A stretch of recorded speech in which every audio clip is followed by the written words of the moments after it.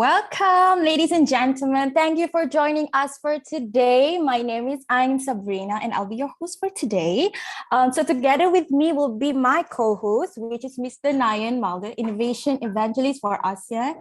Mr. Nayan, come up and say hi.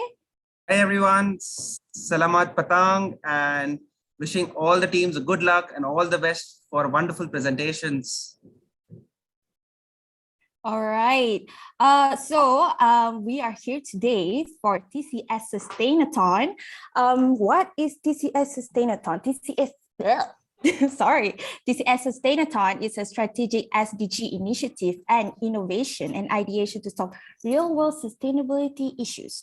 The SDG problem statements are reviewed and selected annually and is targeted at inspiring a SDG youth movement between the age of 17 to 25 in Malaysia, and we believe they have a profound voice to be heard. I wish everyone is having a good time now because this is Friday. Thank you for joining us on a Friday evening. So for this year, we have reimagining education as a concept, and it comes with 4 challenge statements, which is digital divide and disconnection, absenteeism in remote learning, integrated digital learning platform, and accessible education for the blind. So there is a 26,000 to be won for the top 5 winning ideas in Malaysia. And the top 2 teams or individuals will be represent Malaysia on ASEAN final stage. Today we have semi-finalists coming from UPSI, Methodist College KL, UNGCMYB, and also APU. So now let's take a moment to view some message from our challenge partners.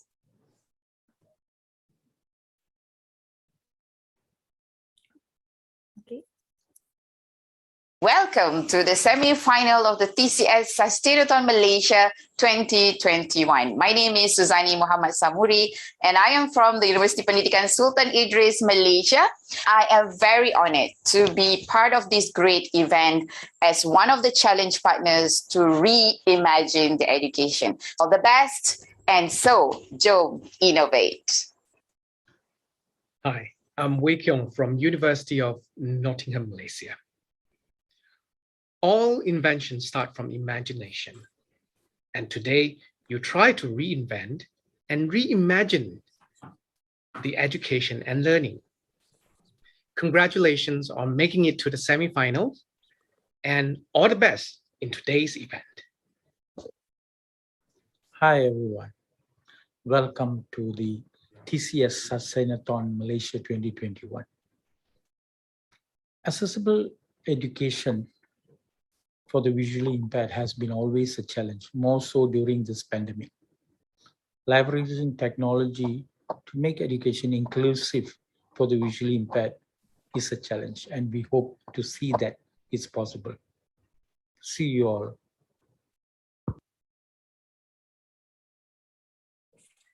Ooh, okay. So, ladies and gentlemen, I'm happy to call upon our country manager and the country head of Malaysia, Mr. Jivan Raju, to address our opening.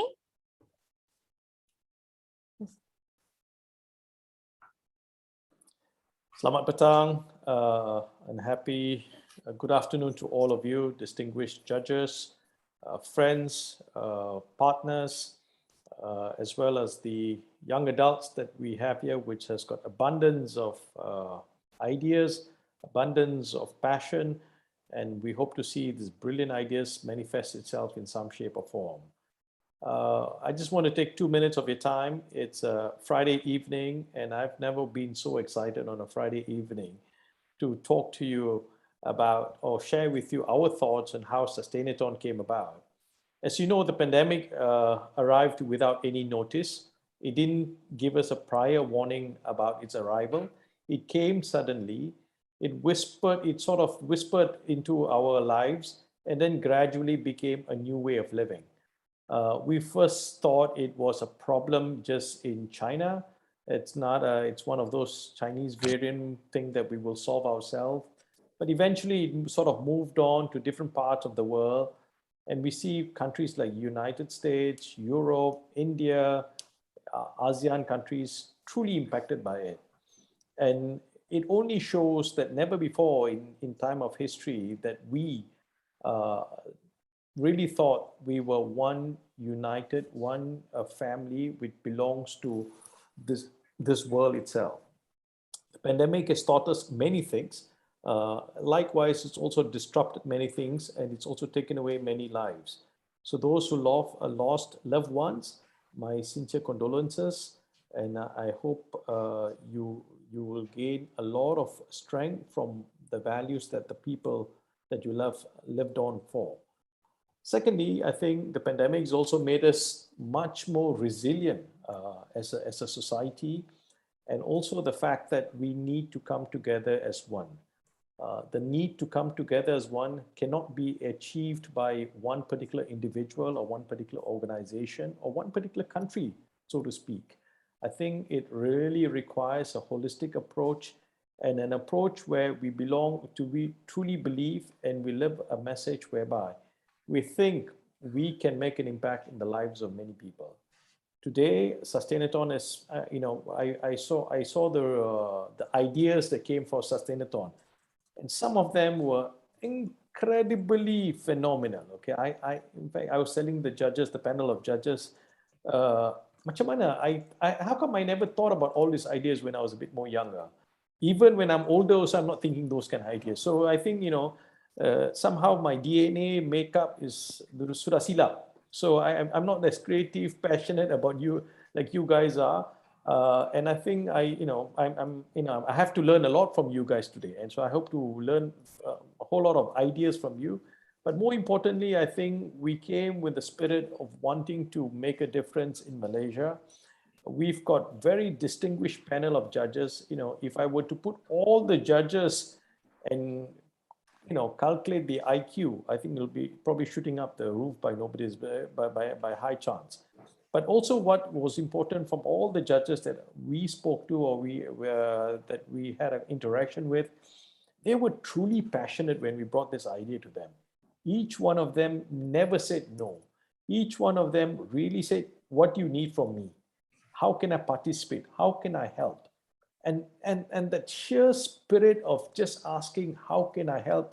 How can I participate itself was already fuel for us to do more. With this distinguished panel, I want to call out all of them, in fact, not some of them, all of them. We have with us Professor Dr. Rubaya.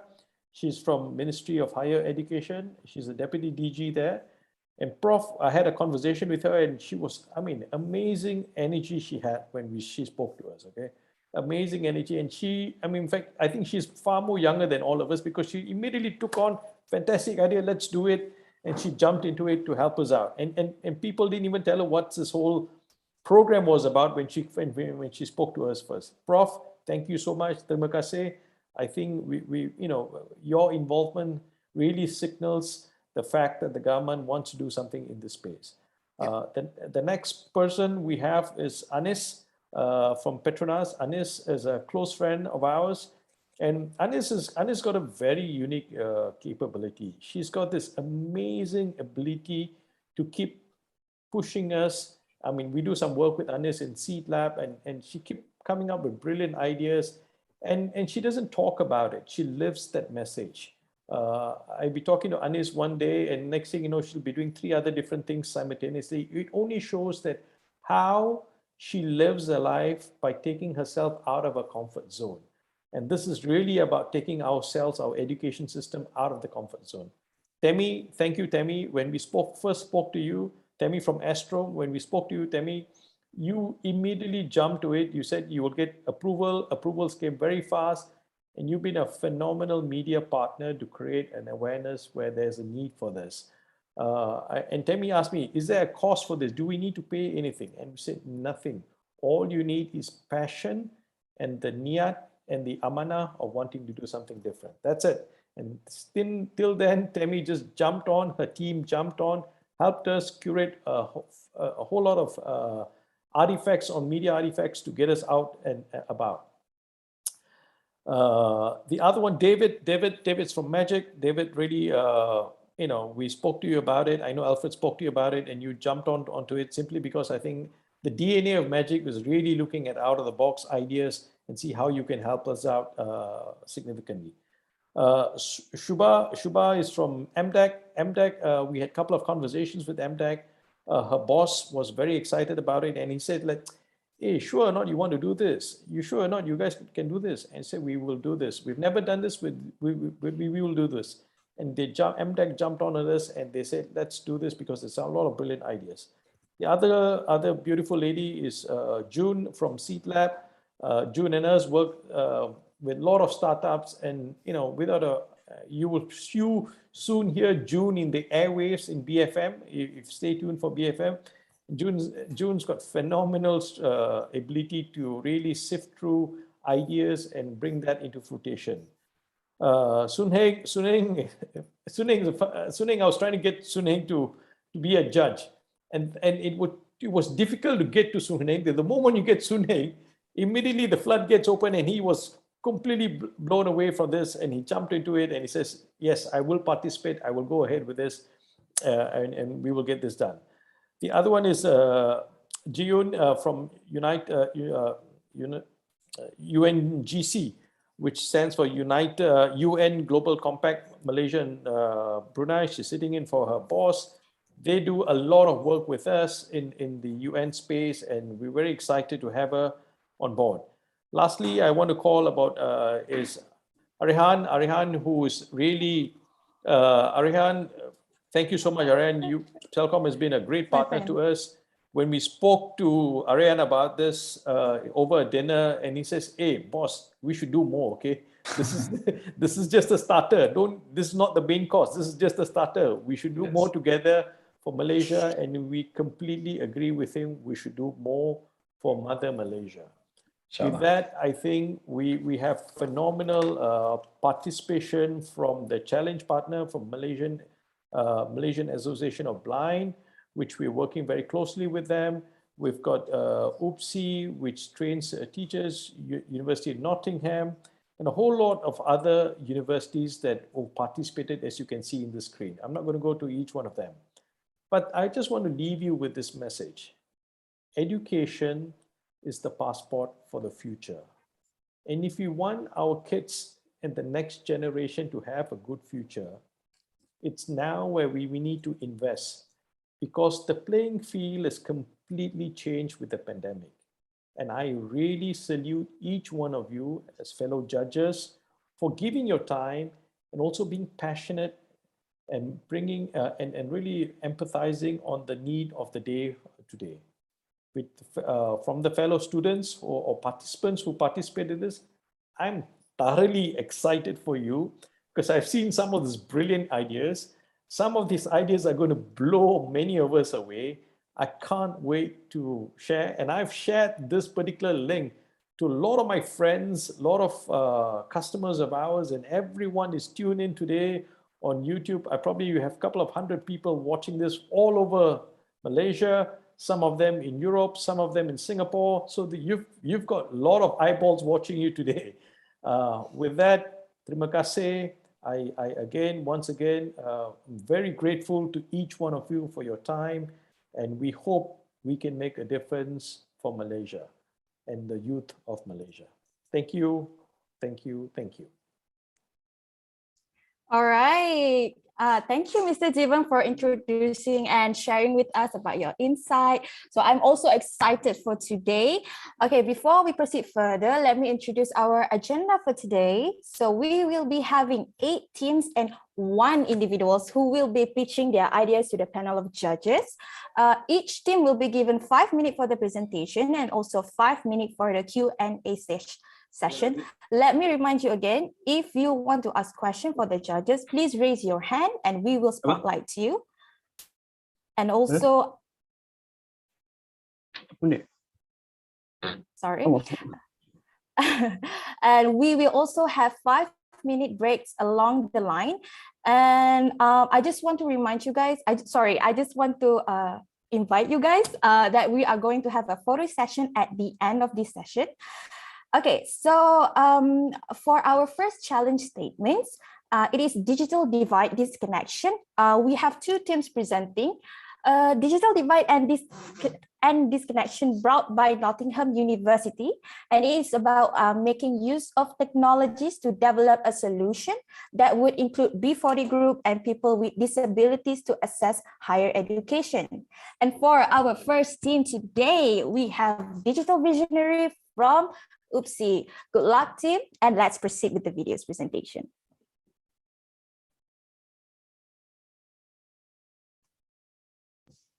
Good evening, everyone. My name is Vega from Team Digital Visionary, and our technology is called Prihatin Pelajar.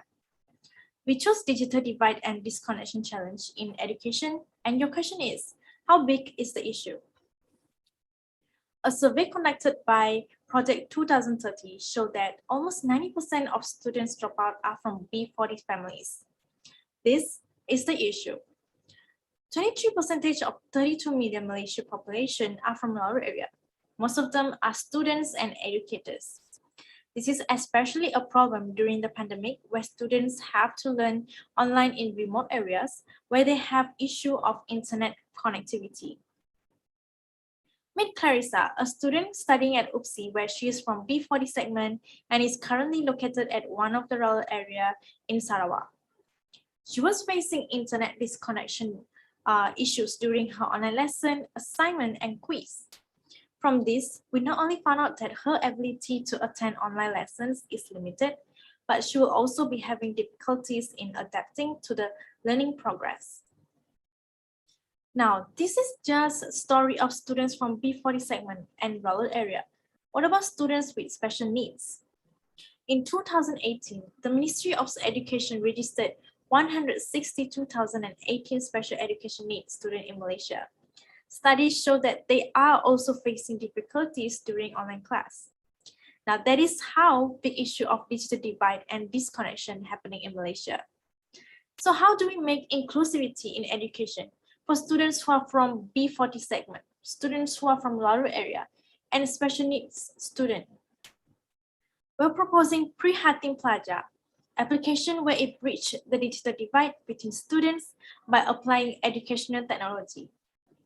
Our application breaks into 5 main functions, where it includes class, learning material, student financial aid, modules, and also gamified exercise.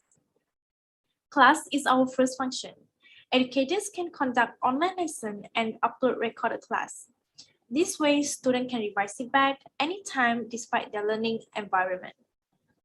Learning material. This is how it benefits rural area students, since they can access learning material online and both offline. Student aid. Students in rural area might miss out important financial application dates, so providing a platform that gathers all financial aid can make it easier for them to view and apply. Module. B40 students mostly do not have the privilege to buy the whole module. Through our app, they can rent a module at cheaper price for that semester and return it back anytime. Our application also provides gamified exercise, as students' attention span is very low, and that especially goes to students with disabilities. It is hard for them to stay focused, and in this way, gamified exercise will help them to engage with class lesson. Voiceover and screen reading. Students with disability will have the benefit of accessing our learning platform by enabling voiceover or screen reading. There's 5 main methodologies that we use in Prihatin Pelajar. First is artificial intelligence, where we use chatbot service that provide instant response to students' questions. Second, we have digital reader, where students can access online learning material through digital device. We also have gamification, where most of the exercise were used by gamified technology. Then we have cloud technology, where it is a place to store learning materials and to save information of students' private data. Mobile technology. Prihatin Pelajar application can be accessible offline if students downloaded the app. How is our solution differentiate with existing solution? We did comparison between 3 competitive educational software. Prihatin Pelajar can be accessible offline, provide gamified learning, and module rental for students with financial problems. Voiceover function for disability students, student welfare platform that gathers all student financial aid in one platform. And that is Prihatin Pelajar. No more overlooked student financial aid. Application that benefits students who are from rural area by saving their internet data and helping disabled students adapt to online education. I'm Snega and this is Team Digital Visionary and this is the rest of my group members. For further exploration of our application, feel free to scan our QR code. Thank you.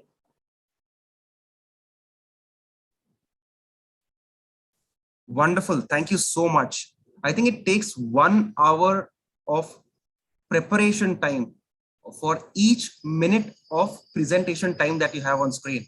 And what a wonderful presentation there. Thank you so much. And now I open the floor for question and answers. I request the jury to raise their hands up and we can take up question and answers.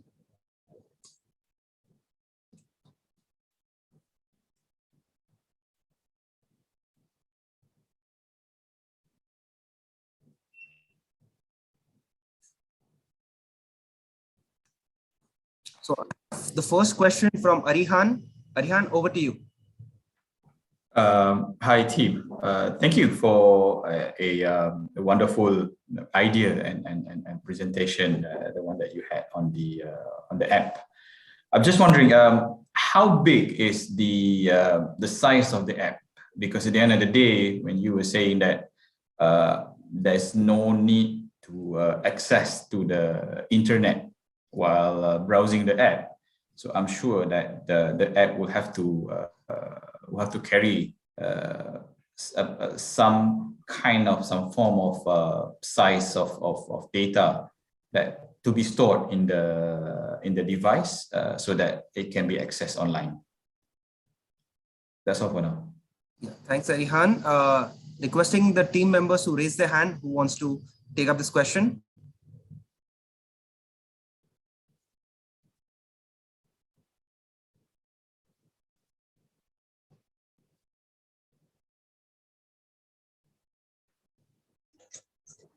Yeah, go ahead, Noel. Thank you for the question, sir. So, to be honest, we haven't think that much in depth in terms of the app size, because it depends on how much video or how much learning materials, such as notes or recorded classes that you have downloaded, because the student can choose which one they want to download.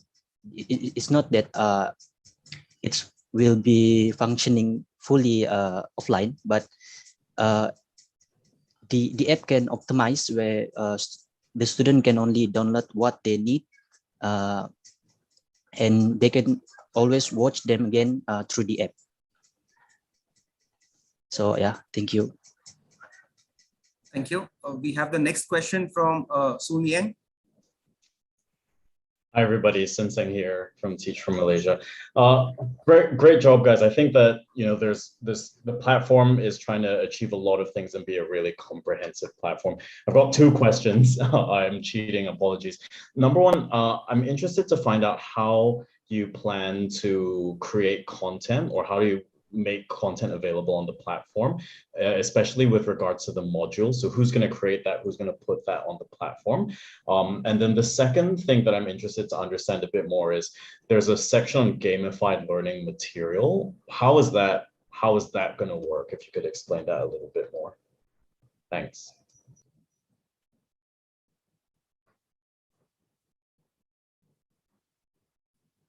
Yeah, we have Patricia, go ahead. Hi, okay, thank you for the question just now. Okay, first of all, the modules and the learning materials,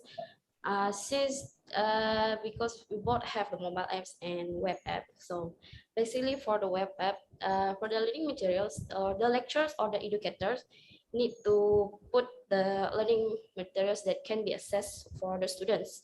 And so for the gamified learning also the same user that is a lecturer or educator that need to put the gamifications so that the students can access it, because our app need to collab with every that we need to based on the lecture, maybe like that. Yeah, I think so.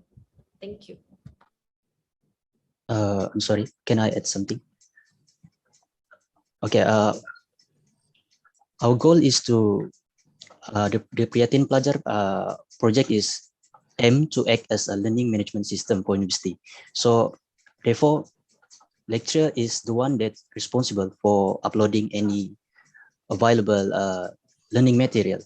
So I think that's it. So that's why the lecturer must do their responsibility. Thank you. Thanks, Noel. We have the next question coming up from June. Hi. I think first I would like to say good job for the team for coming up with something that is comprehensive. But I wanted to go further into the question similar to the previous question on it, because it's comprehensive, it has many components to it, right? So if you had to prioritize, what would your initial focus area be? Because you have the learning aid modules, gamification learning, and voiceover and screen reading. What would your initial focus area be and why?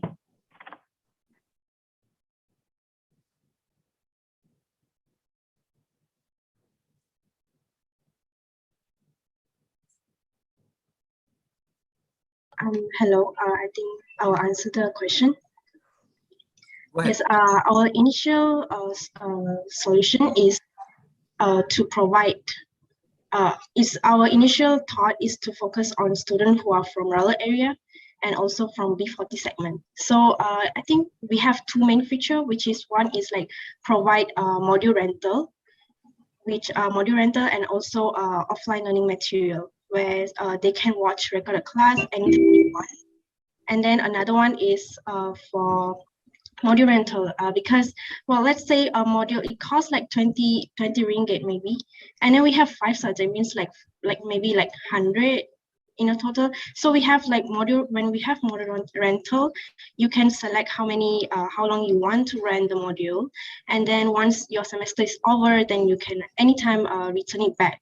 The module is actually a hard copy of the module. So this is our two main features, our initial features. Thank you. Thank you, team. Requesting all the juries to plan the scores for the team while we have the next team coming up. Over to you, Sabrina. Thank you, Mr. Nayan, and also thank you, Digital Visionaries, for your presentation. That's very interesting. And thank you for the judges for asking questions. And for our next semi-finalist, it's actually an individual. She's the only individual for our semi-finalist. And fun fact, she actually sent in 2 proposals. We love to see it. So I would like to welcome Ms. Su Wen Chan from Methodist College KL. So let's proceed with her presentation. Hello everyone, today I will be presenting my idea and solution to one of the challenges that TCS has addressed, which is the digital divide and disconnection. As you can see from my title, it is an idea about transforming old school buses into mobile cyber cafes. Before I start, I would like to introduce myself first.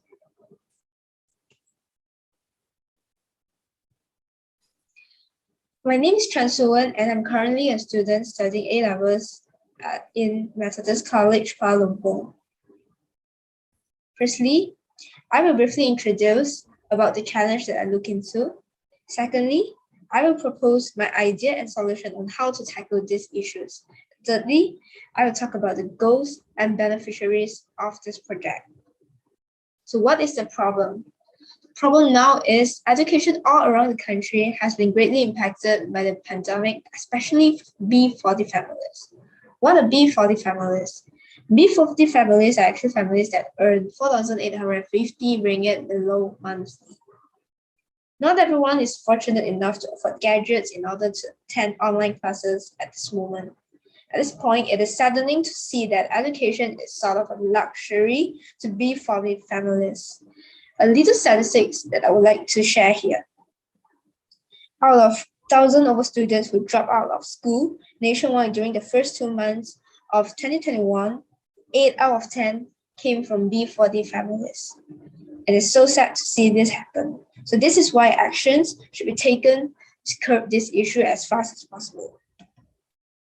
I have identified two main pain points which drive to this issue. Firstly, will be the limitations. The lack of internet access at home of B40 families, and also the cost of pricey gadgets and electronic devices. So what is the solution? My solution here is to set up mobile cyber cafes that provides internet access by setting up Wi-Fi routers, portable ones, and also by providing electronic devices and gadgets. How does this work? So firstly, we will be transforming old school buses into a productive and conducive learning environment for the students. So these buses will be located at rural areas to reach out as many B40 students as possible. And also there will be Wi-Fi and gadgets on this bus to be used by B40 students. Here's a basic sketch of the transformed old school bus. As you can see, there will be a projector screen at the back of the bus so that students who want to have online classes together, they can project their online lessons on the screen. And also there will be personal study area and also a group study area where students can interact with people in a small group, following SOP, of course. So what are the goals that I would like to achieve at the end of this project? So the main one would be, I would like to increase the percentage of the underprivileged students getting education during pandemic. So, and also to increase the accessibility of the internet and digital devices among them. Nextly, I would like to also promote a more conducive environment for online learning because I know it's quite difficult for B40 students to have online learning at home because their Wi-Fi are not very stable and they might have a lot of disruptions at home. And also I would like to help to ease the burden of B40 families which cannot afford a lot of electronic devices, especially for those who have many children at home. Thank you. This will be my end of the presentation. Thank you, Chansu. The good teacher explains, the superior teacher demonstrates, and a great teacher inspires us. We're truly inspired, Chansu. You are a one-woman army with two great proposals. And I already see hands coming up from the jury to take up the questions. So over to you, Tammy, for the question. I think, hi, I must commend Ms. Chan, I guess, for her presentation. In fact, when I went through the preliminary presentation, I thought it was very interesting. And I just thought that because she's the only single individual, right, that, you know, submitted, I just thought this girl got guts, right? Yeah, anyway, Suwan, right? Good for you, right? Some questions, right? So, you know, do you have any idea, you know, how many numbers of buses that you need, you know, as an initial stage to kick off this project so that it is something that's viable and so that you can measure? That's one. And, you know, have you thought about the capital that you need to convert something like this, you know, into what you've proposed? I mean, let's just start with these two questions.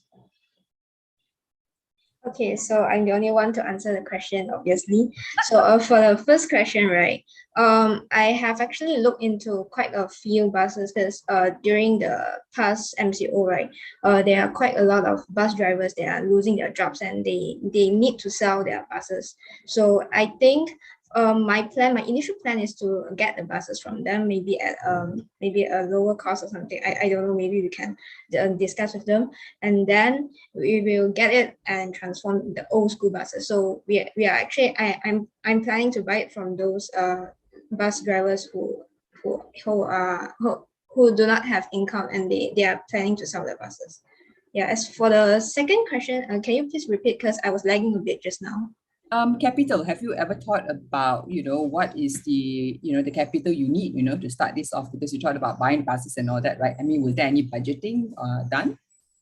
Yeah, so I've looked into the prices of the buses. They will be like along 30,000, quite a lot actually. There are quite a lot of money needed in this whole project. So I understand that, and so I'm actually thought of maybe we have like a few buses first, because my initial plan is to locate these buses into different areas, so maybe it can, you know, travel around. Yeah. Thank you. I have no further questions. I think there are many other juries who have questions to ask. All the best.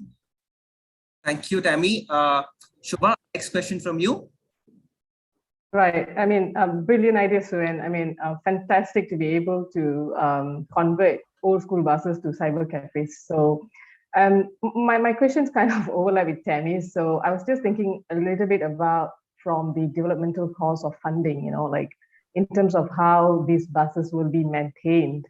You know, are you considering to tap into like corporate CSR program like TCS Mobile Cafe or Sunway Bus, or or because it's kind of expensive, are you considering or have you thought about pilot projects? That's really my question. Yeah, actually I have really considered this seriously about the cost, right? So the cost will be quite high, obviously, and if my idea is being used or something, I think I'll collab with like, you know, other companies, because money is a quite important issue here. And also I think because in my last proposal, the written one, I actually did something like we are not providing like free services. So maybe before these families, they can pay a bit amount. So it helps to maintain at least a bit now. Thank you, Shubha. We have the next question from Dr. Robaya, please. Thank you, Nayan. And also congratulations, Suen. I think it's a very good idea, excellent idea. Again, the issue is always how are you gonna, you know, sponsor this activity? Are you planning to do like crowdfunding or what? And another question is, what is actually the target group for this?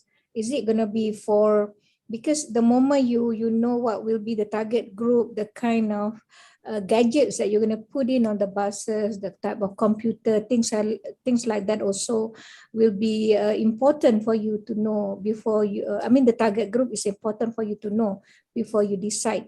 But again, I think it's a good idea. I think this is one of the way for us to solve the issue, internet issue, particularly when involved rural areas and as well as B40. But you know, in Malaysia, we also have a project, katakan apa tu, library bergerak, mobile library, things like that, and there are many issues. So before we implement this similar idea, perhaps we also can look at the old ideas of having apa tu library bergerak as before we embark on this new. But I think it's an excellent idea. And of course, if you come to the Ministry of Higher Education, perhaps we can actually discuss on how to support financially and maybe logistically lah, to support your idea. And again, congratulations, Suen. Okay. Yeah, the time is up, right? Oh, can I still answer? Yeah, please. Please go ahead with your answer, yeah. Oh, okay. So for the issue, right? Firstly, I do not know, like we have the library bergerak, something like mobile libraries thing. So I'm sorry that I did not look into the problems they have before I have this idea. So as for the financial thing, yeah, as what I said just now, if my idea is being used, of course, I would like to collab with big companies and also to get buses with those old school bus drivers at a much lower cost lah, if can, yeah, of course. Thank you. We short of time, but we'll take the last question from Jess. Go ahead with the question. Let's keep it short. The answer short, the question short. Yes. All right, Suen, congratulations on a good idea. So my question is actually, I was looking at the challenge statement. So the question was, how might we employ technologies that include B40 and people with disabilities? So I was wondering, how can your idea reach out to the people with disabilities group? Yeah, that's my question. Yeah, I have included this in my proposal, I think. As for how to reach out those disabled students, my plan is actually to, because this mobile bus is moving, so it can reach out to people who are disabled, maybe that it's easier for them to come to this type of cyber cafes, as in maybe the driver can pick them up like this. Yeah. Right, thank you. Thanks, Suven. And over to you, Sabrina. Thank you, Mr. Nayan. Okay, that is such an interesting presentation. I'm so proud of you, woman power. Okay, so now we're going to move on with the next challenge statement, which is absenteeism in remote learning, brought to you by UPSI, where we have 3 teams competing. So absenteeism in remote learning is using technology's advancement and leverage it to reduce absenteeism and improve engagement during online class. This is something that I need before I work here during my study years. So from University Malaya, we have Jom Invent. So good luck, team.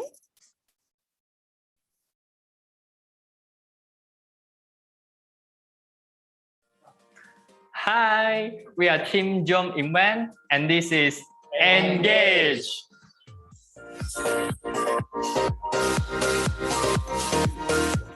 Our solution is a quiz and location-based system to make sure that absenteeism problems in online learning circumstances are watching it right now. The issue we face is the online learning mode makes students lose interest in continuing school and causes absenteeism to rise in online classes.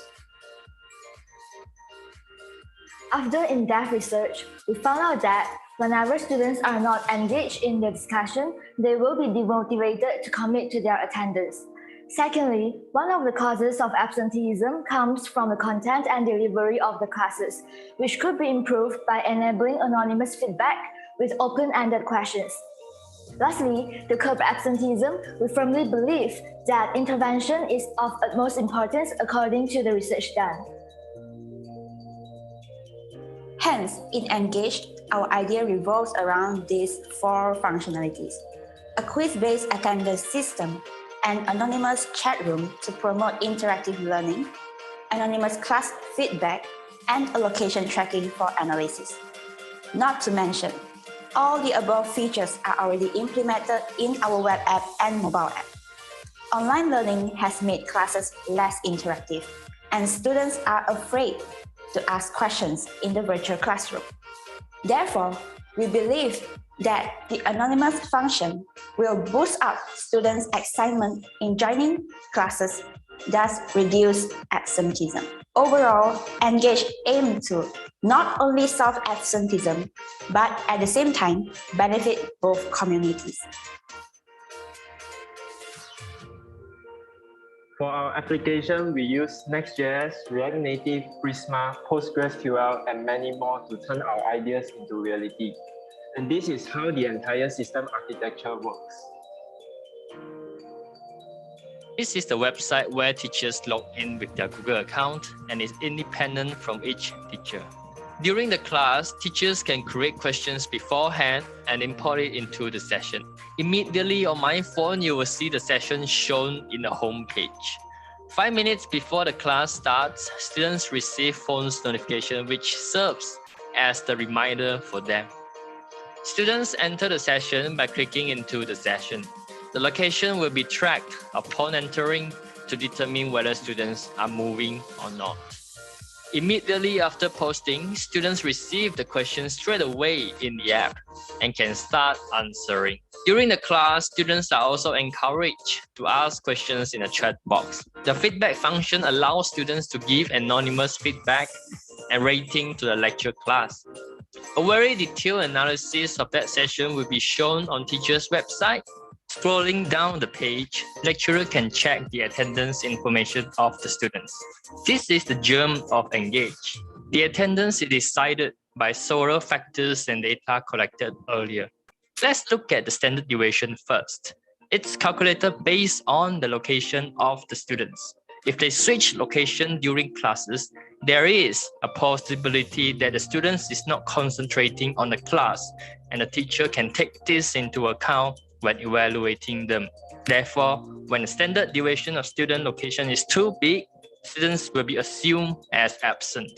Besides, when students miss the submission of questions, which will be only open for 5 minutes, they will be assumed as absent also.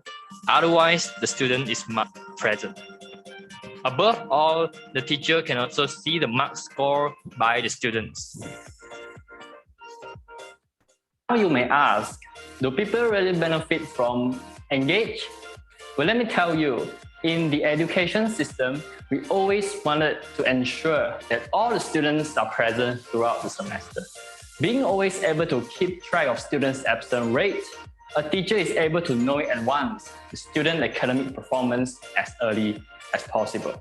So they could look for the information of the attendance. Wait, they don't even have to look for it.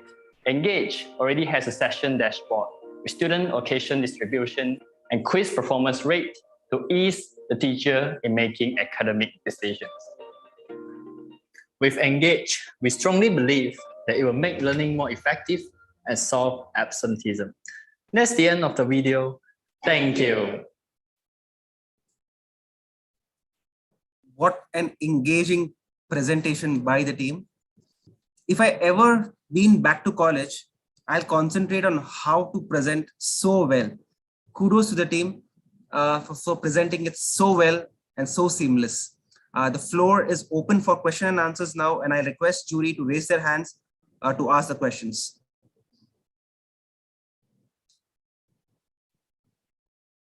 We have questions from Dr. Robaya, followed by David, followed by Anis. Yeah, go ahead, Dr. Robaya. Thank you again, Ayan. Congratulations to the team from UM. May I know who is actually a competitor to your app in the market now? Similar, I mean, a simple app, but it is very useful for student as well as lecturer. Do you know?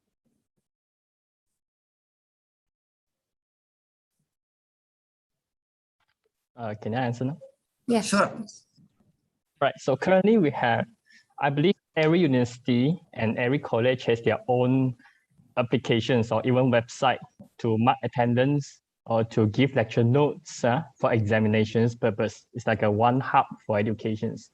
But right now, I don't see at least any marketed apps or even websites, at least in Malaysia, that can have location tracking and even real-time quiz given to students.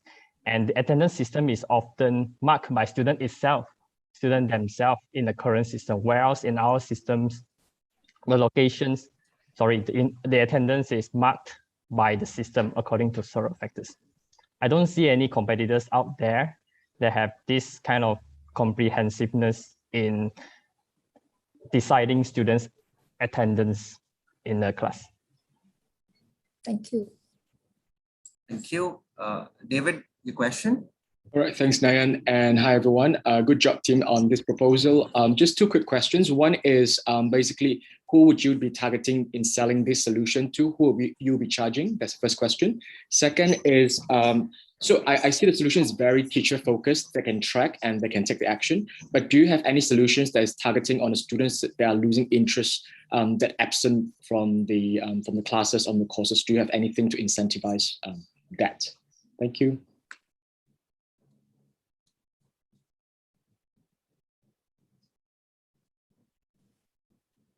Yes. Hello. Currently, our target is the university students. Since now, some of the universities still using the online class or the hybrid class still because of the pandemic.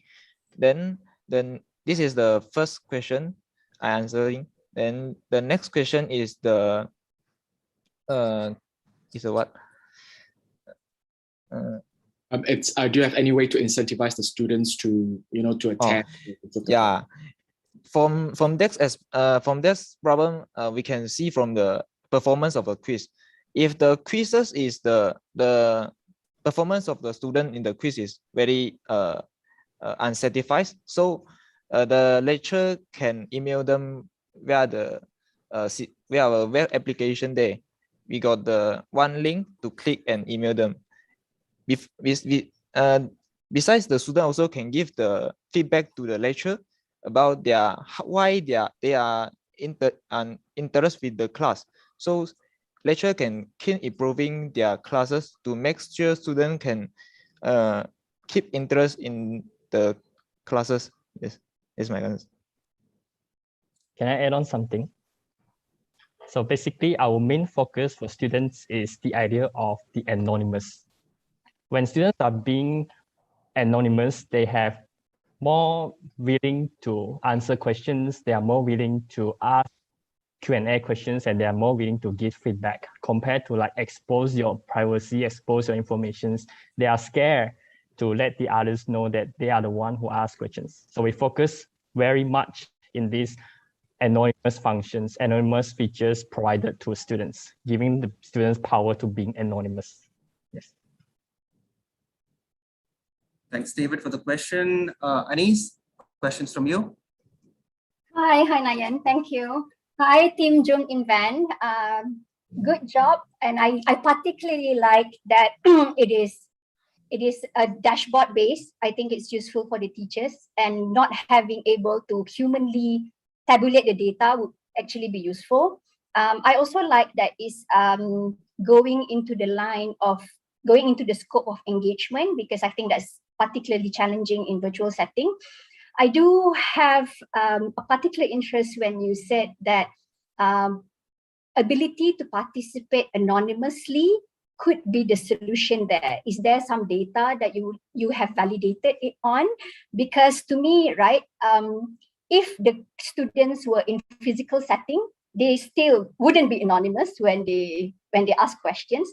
I can understand submitting feedback anonymously, but I believe that in any freedom of communication, and especially when you hide behind virtual world, there must be accountability, and it must be done responsibly.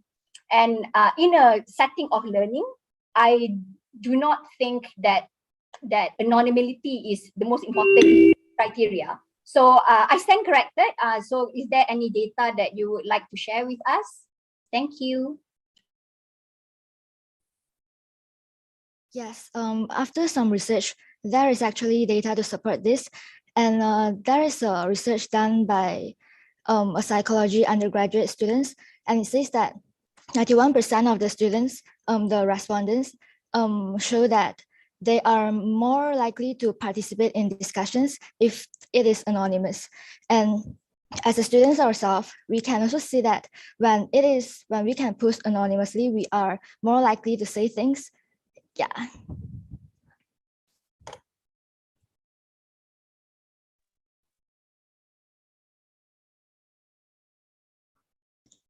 I would like to add out something. Do I have the time? Sure, go ahead. Okay, and also what we realized is students' behavior already changes from physical classes to online classes. Back then, like we already know our classmates, so it made us very comfortable in speaking in classes. But for now, like us, we already gone through virtual classes like for 1.5 years, and then we still don't really know our classmate yet. So it will make us very nervous and afraid to ask questions in classes that like being spotlighted in the class. So we will be prefer to ask questions in anonymously. That's my question. Thank you. That's my answer. Thank you. Thanks, Chung Wang. Thanks, Anis, for your question, and a great presentation, great teamwork for answers as well. Over to you, Sabrina. Thanks, Nayan, and thanks, Jom Invan. I actually agree about the not be able to speak, because I think one thing from pandemic, it really give you social anxiety, because you're not meeting anyone for 1 year, and suddenly you meet people and like, oh, it's like what I'm doing right now. Like it's so weird. But yeah, it was a very great presentation. So for our next semi-finalist, H&M crew from University Kebangsaan Malaysia. So let's proceed with their presentation. Good luck. Imagine you are a teacher. You might find asking yourself this: how to improve the attendance score? Are there any ways to tell if my students are still in front of their computer during the whole online class? Am I talking to the wall? How can I get more students to stay put and listen to my lecture? We, H&M crew, has a solution for you. We introduce you Expector. Expect the expected. Let's get to know our team members first. Hi, I'm Husna. Hi, I'm Mariam. And hi, I'm Nashima. So let's start with our first problem statement. During online classes, some students are not even sitting in front of their device during the whole lecture. Some of them even proceed to fall asleep or engage in other activities during the class. Learning is a key to success. However, due to COVID-19, all learning activities have been conducted online. During this time, some students only joining online classes with the sole intention of filling in attendance form at the beginning or in the end of the class. This issue not only happens in university students, but students from all levels of learning institutions. The young students quickly feel bored during online learning, and in some instances where parents cannot monitor their children, they tend to play around. Hence, teachers have no way to prove the student existing in the class when students did not turn on their cameras. Frankly, if we ignore this behavior, students with lack of discipline will be born in the future. How can we expect them to lead our country in the future to achieve developed country with integrity and not with corruption and others? As a result, we as a developer come up with this solution to help educators improve their student engagement during online classes. Stakeholders. Let's know our stakeholders. Firstly, Ministry of Education. To achieve Kementerian Pendidikan Malaysia KPM, Key Performance Indicator KPI. Secondly, students. To shape students' ethics during online class, thus having them focus. Thirdly, teachers. Teachers who wants to improve student engagement during online classes. Fourthly, any education institution that wants to produce students with good grades, with high integrity and attentiveness. Hence, can increase the institution's rankings in Malaysia and worldwide. Now, the existing solution is that teachers can only ask the students to open their cameras during online classes to ensure students engage in the class. However, this will somehow lead to slow internet connectivity for some students, and not all students will open their camera. Then, why our solution is the best? Because we come up with the idea to ensure students sit through the whole class and keep their eyes on the screen when teachers are teaching. The Expector will collect the data of total time each student eyes are detected from their screen devices. As we know, iris scans have zero error rates because there are no two people that have the same iris structure. Let's know Expector benefits. Firstly, attendance. Students' attendance in class are more valid than filling in online forms. Secondly, monitoring. Teachers can monitor the total time each student's eyes detected on screen to prove the student's existence in the class. Thirdly, teaching. Teachers are more enthusiastic about teaching with the presence of active students attending classes. Fourthly, attentiveness. Students will be more focused and engaged in class activities. Expected feature. For our product technical aspect, where machine learning, image processing, and mathematical algorithms are used to determine eyes position and gaze point. Next, we have Eye Tracker, which is an iris scanner that involves camera and algorithm. Also, a camera where existing camera technology and no new hardware are required. The camera takes high resolution of user eyes and the pattern. Then, a light emitting light diode and a light receiving sensor that light up the eyes, usually with an invisible light near eye arc so that the camera can scan the iris. Lastly, a scanner. It works in low light, even in dark room, clear contact lens, eyes glasses, and no mirror sunglasses. Attend today, achieve tomorrow. So what is your attendance? Thank you. Thank you, H&M crew. Never, never, ever doubt a small group of thoughtful, concerned netizens. They have power to change the world. And wish the problem gets solved soon. I have a problem, same problem at home with my kid doing online classes. So let's give the floor open to the jury to ask the questions and get the answers from the team. Tammy, over to you.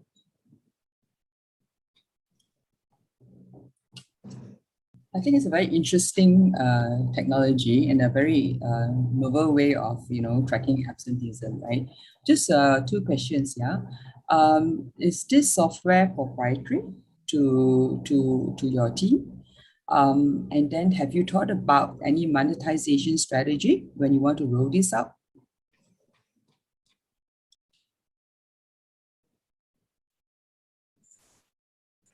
Yes, can I answer the question? Sure, Husna, go ahead. Okay, so the idea we have in mind, let's take a university as an example. So this university uses Microsoft Teams as remote learning platform. So they need to purchase a license in order to get every benefits of it. So the same concept we use, the university needs to purchase this software and install it into the Microsoft Teams apps and services. So the students in that institution with the university email access can use this Expector software on different devices. So we tend to have collaboration or partnership with Microsoft Teams in order to get the grant access. Thank you.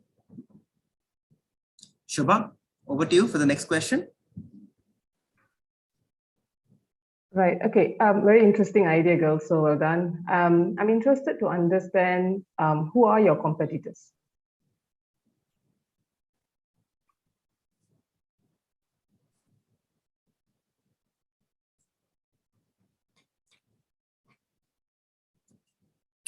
Husna, you want to take the question?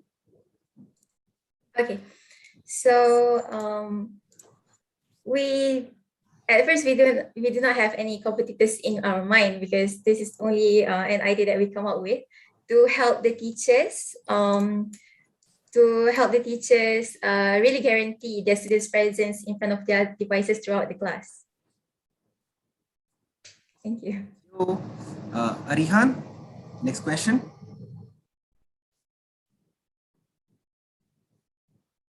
Yeah, thanks Nayan and Husna and the team. I think great job.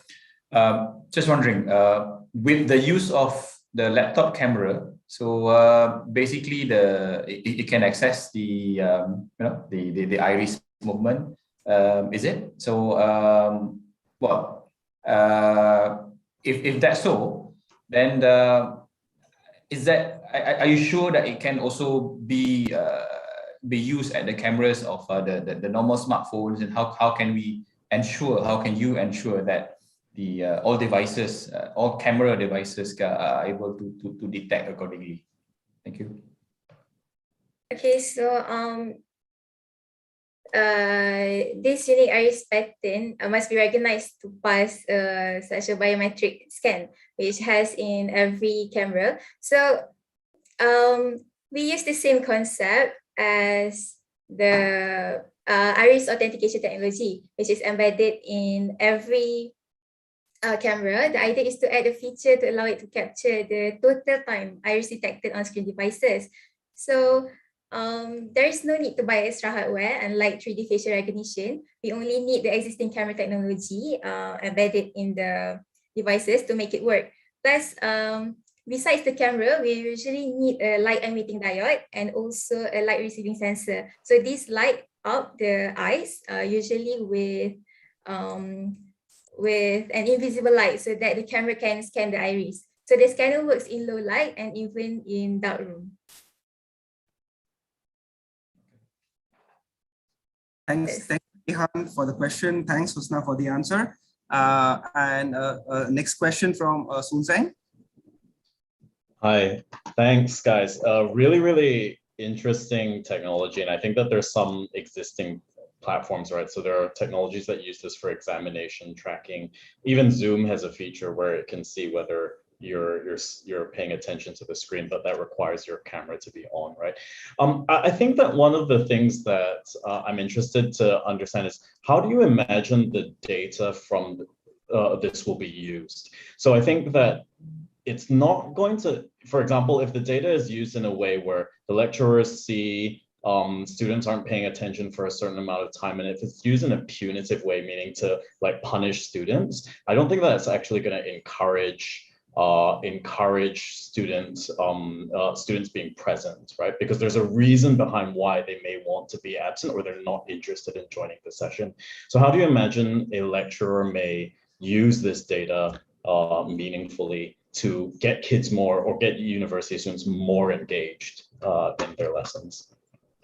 Okay, so the only problem with students not opening the camera, as a student myself, I can relate, because during remote learning, being in the comfort of home, we tend to grab something to eat or drink something. So we need to feel freedom to do that. So when opening the camera, when forced to open the camera, everyone in the meeting can see what you're doing. So it takes away the freedom feeling from us. So with only using the this iris scanner, so the students can feel the freedom to do that, like being comfortable in the environment and listen to the lecture or sit through the whole class. Am I answering your question? Sure, thank you. Thank you. Thank you for those questions and wonderful answers from Husna. Over to you, Sabrina. Thanks, Nayan, and thanks, H&M, for your brief presentation. I think it's so interesting. Like iris scanner, they say eyes is the window of your soul. In Malay, we say dari mata turun ke hati. Okay, and then for our last semi-finalist for this challenge statement, Java Lava from Oopsie. All right, let's go. Good luck.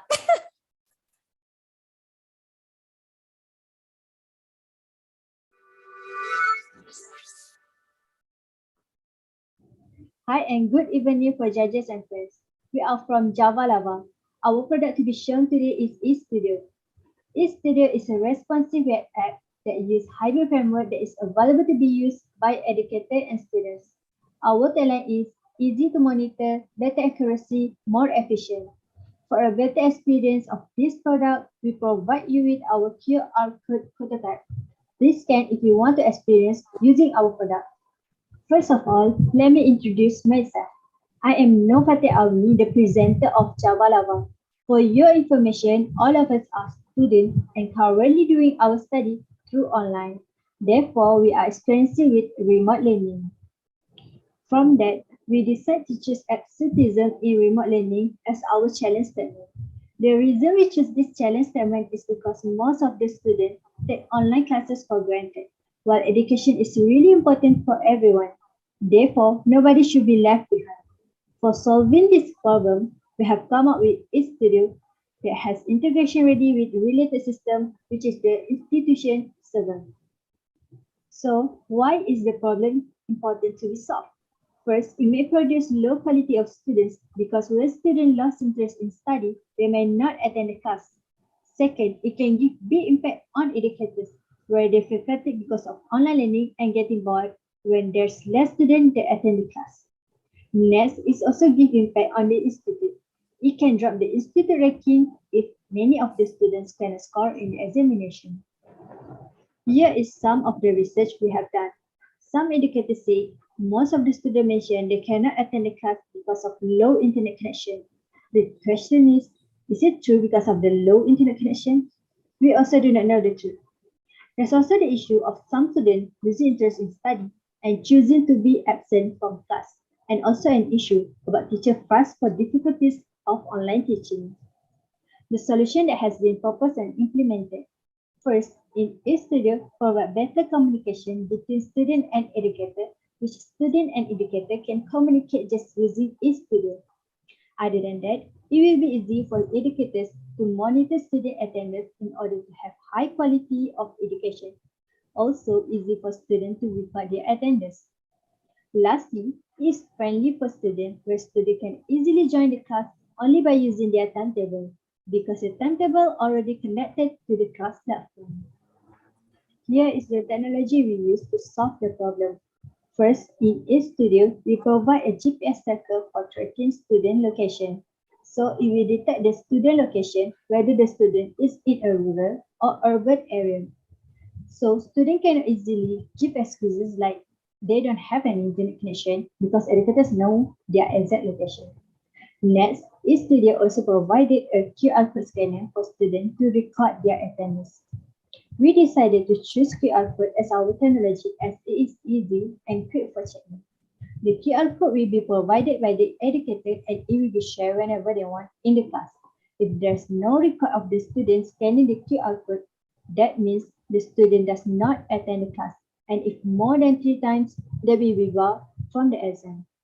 We also implement push notification in our apps, where we give a reminder about the class that will be started, so students will be more alert. We also provide notification to remind students to submit their reason if they did not attend the class. Other than that, we also provided a real-time chat which uses a 5-day real-time database that only focuses on chatting. A real-time database is efficient because it uses data synchronization, and whenever the data change, all connected devices will be affected. Hence, it serves as easy communication between student and educator. So in eStudio, we give advantage for both student and educator side. Student can scan for the attendance using QR code, can directly join the class when go to timetable, can have direct communication with educator if they got problem, and all important info also will be notified them directly. Meanwhile, for educator, they can monitor the student attendance easily. Next, they also can track student location to avoid excuses like low internet connection from students in order to have high quality learning session, just like face-to-face classes. I think my 5 minutes end here. That's all from me, and thank you for watching.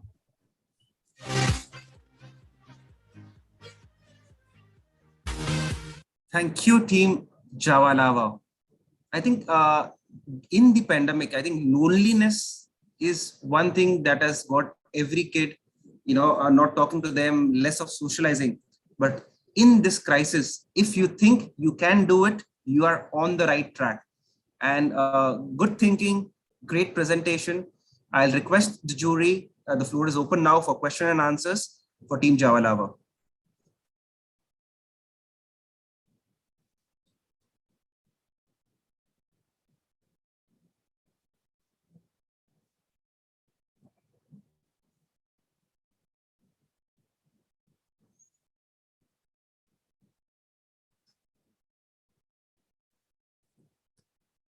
Yes, we have the first question coming in from June. Go ahead, June. Hi, team. So I wanted to better understand in terms of engagement, because what the team is handling is more of the attendance side, but how will you also be helping with the engagement of the students with the teachers per se?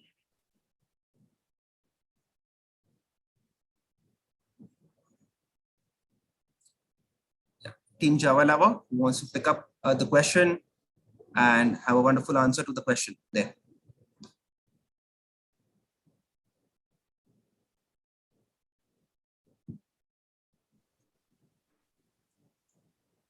Hi, thank you for the questions. Okay, so actually we have when the student get into the Google Meet, we have a time record for time in and time out. So from there, the teacher can see whether the student engaged or not in the class. And we also planning to scale up our technology by using a thermal sensor that we check the student assistant in front of the gadget.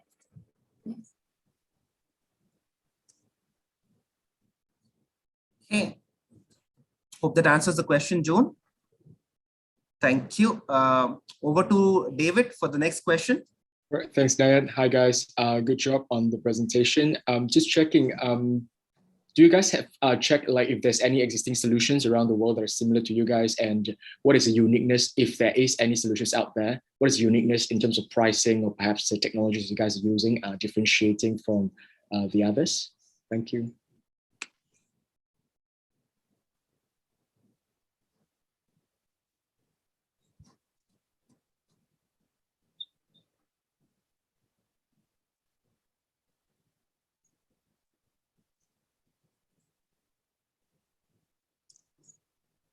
Well, Anisa, go ahead with your answer. Anisa wants to pick up that answer. Yeah, go ahead.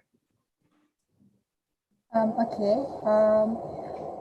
By far, there are three apps that we've been looking for, which is My Stud app from UPSI, UUM Attendance app, and UniKL Attendance app. By far, there are no solution or function provided like us. So we improvise the idea and make it more friendly in eStudio apps. Okay, hope it answers your question. Thank you, Anisa. Thank you, David, for the question. Arihan, over to you for the next question. Okay, team Javalava, good job. Well done for the presentation. On the GPS, you did mention about the app can work on the GPS just to get to know where the students are and how's the condition of the internet access and etc. etc. So how do you plan to get those data be validated correctly on your app? Thank you.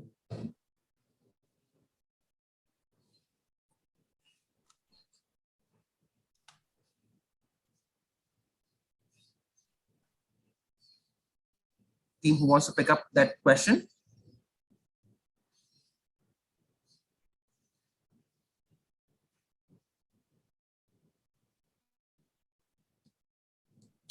Yes, Mr. Jamil, go ahead. I thought we will use geolocation for tracking the student location, and to make the data we gather is precise.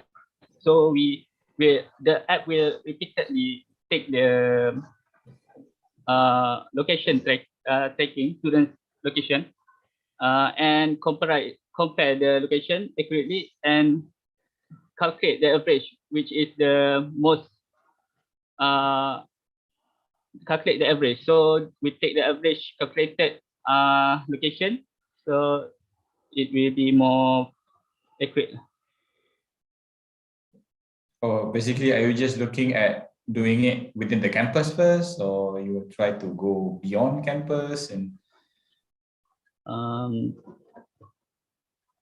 because to calculate the average and etc. data beyond campus, that can be a bit tricky, no? If the student at home, the student if they doesn't have internet connection, then the app will lower the other not related function that requires strong internet connection, and lower the prioritize and focus on GPS tracking function. So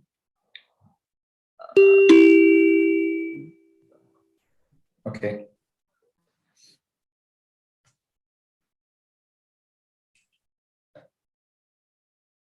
Nayan, you mute your mic. Oh, sorry. Thank you. I was on mute. Thanks team. Thanks Arihan for the questions. Thanks team for the answers. Well, I'll hand it over back to Sabrina to take us to the next presentation sequence. Thanks, Nayan and Javalava for the presentation. Okay, so everyone, we are actually going to take a break for 5 minutes. So, and I suggest you to not log out from this event and the live streaming. We'll get back to you in 5 minutes. And also, I would like to remind that at the end of this session, we would like to take pictures. So during this 5 minutes, you can, top up your makeup and all that. And yeah, I'll see you guys in 5 minutes. Bye-bye. Thanks, Sabrina. Please do not log out.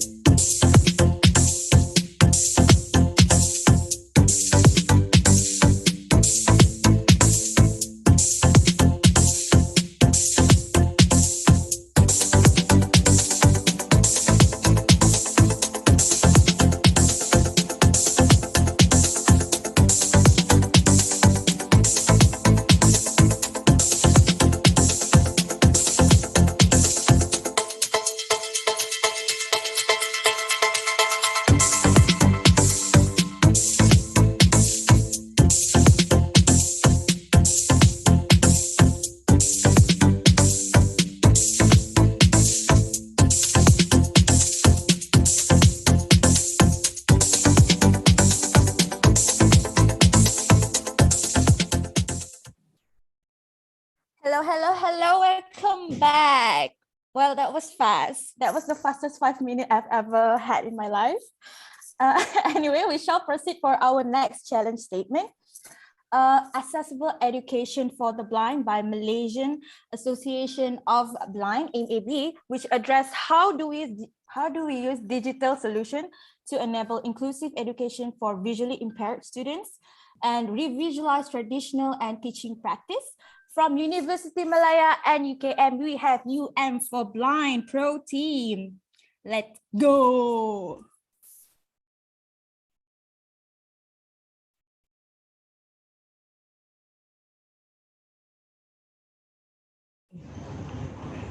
Hi, my name is Jun Cheng. Hi, I am Lei Guan Yet. I am Tan Shun Rong. Hi there, I'm Yong Siu and we are from Team for Blind. Okay, let's start with challenge statement. From our research and publicly available data, we realized that there is a lack of great books for blind students. Secondly, we have identified that there's a huge gap in terms of supply and demand for math and science teachers that are skilled to teach blind students. And last but not least, there's a general lack of investment in digital and physical learning tools that is accessible for most of the blind students. Okay, now we will discuss about the idea and solution for blind students. Firstly, I recommend to use our demo to give you a view of our apps. The AI's voice assistant is the main feature for our apps. We had created a new learning tool that can link all the functions to the AI voice assistant so that the blind student can access all the functions by just clicking one button. Other than that, our apps will have the digital book library that has a various type of digital books that can replace the braille book in the marketplace today. Then the student can just access the digital book by using the read aloud functions in various type of apps such as the PDF viewer. Okay, let me further explain about the functionality of our app. First, our app allows the student to enroll the online classes. Inside the online classes, the student can access the function which is online class forum. Online class forum is a platform for online discussion between students and teachers. Students can share their problem and experience inside the online class forum, and all the students can involve together to discuss about the problem. And then it makes the study process more effectively than usual. Students can access to the learning material, videos, and recording which are pre-uploaded by the teachers. Our app also provides a feedback system for students and teachers. Students can use the feedback system to give the rating and feedback to their teacher. Then the teachers can use the feedback to improve and teach the student in a better way. So all of these functions can be accessed by the AI voice assistant. So we make the learning process of a blind student become more easy and convenient. Then we also have the extra features for apps such as the blockchain technologies that can reduce the file cases by verifying the certificate for our teachers. Other than that, our apps will have the Web3 powered technologies so that the data will be collected in a decentralized way and the cost of software development can be reduced greatly. Last but not least, our apps will drive to the organization's agility for the blind communities to a whole new level. Okay, so what are the values and impact that we can bring into the blind and the community? So first, we want to make a change at the traditional learning method for the blind student. And second, we want to make the learning and the teaching resources more accessible to the blind student and the teachers. Third, we want to reduce the usage of the braille books by the replacement of the digital books. And next, we want to help the blind student to learn independently by using the voice assistant. And lastly, we want to use the blockchain technology to ensure the quality of the blind student teachers. With the blockchain technology, we can give the certificates to the teacher who are eligible to teach the blind student. So that is all from us. We are Team UM for Blind. See you in the Q&A session.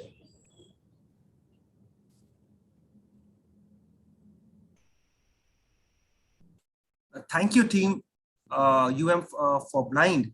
Your actions truly inspires us to dream more, learn more, and certainly give back to the society. I was truly inspired and amazed when the first frame of the video was shot in front of the Malaysian Blind Association to start your presentation pitch with. And kudos to you for thinking so well and articulating the pitch so well. I keep the floor open for question and answers from the jury now.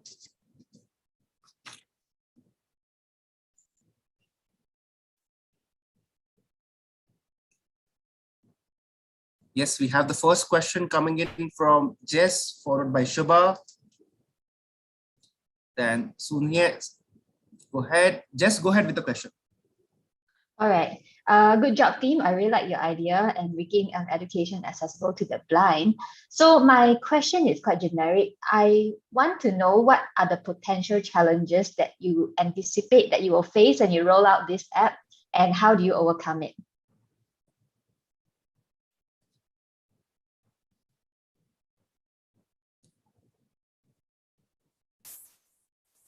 Yes, Yong, go ahead. Okay. Thank you so much for the question. We are glad that we bring this up.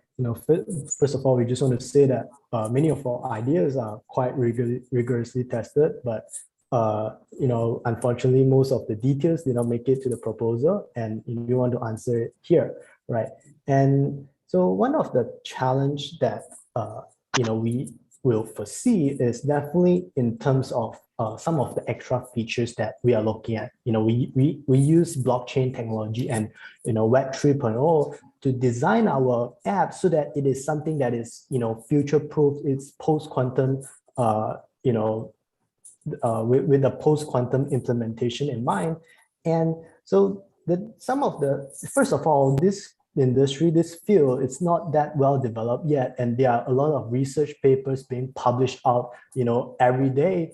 And our challenge is identifying which is the right way of implementing it so that our app can deliver the most amount of impact to the blind society, and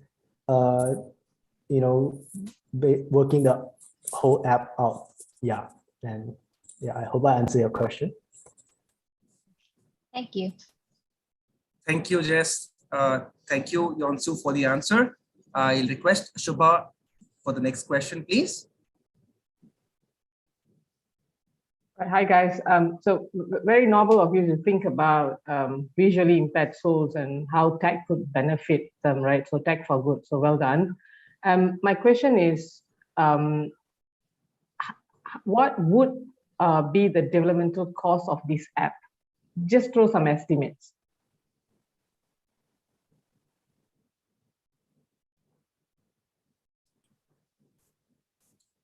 I guess Chunrong will go first.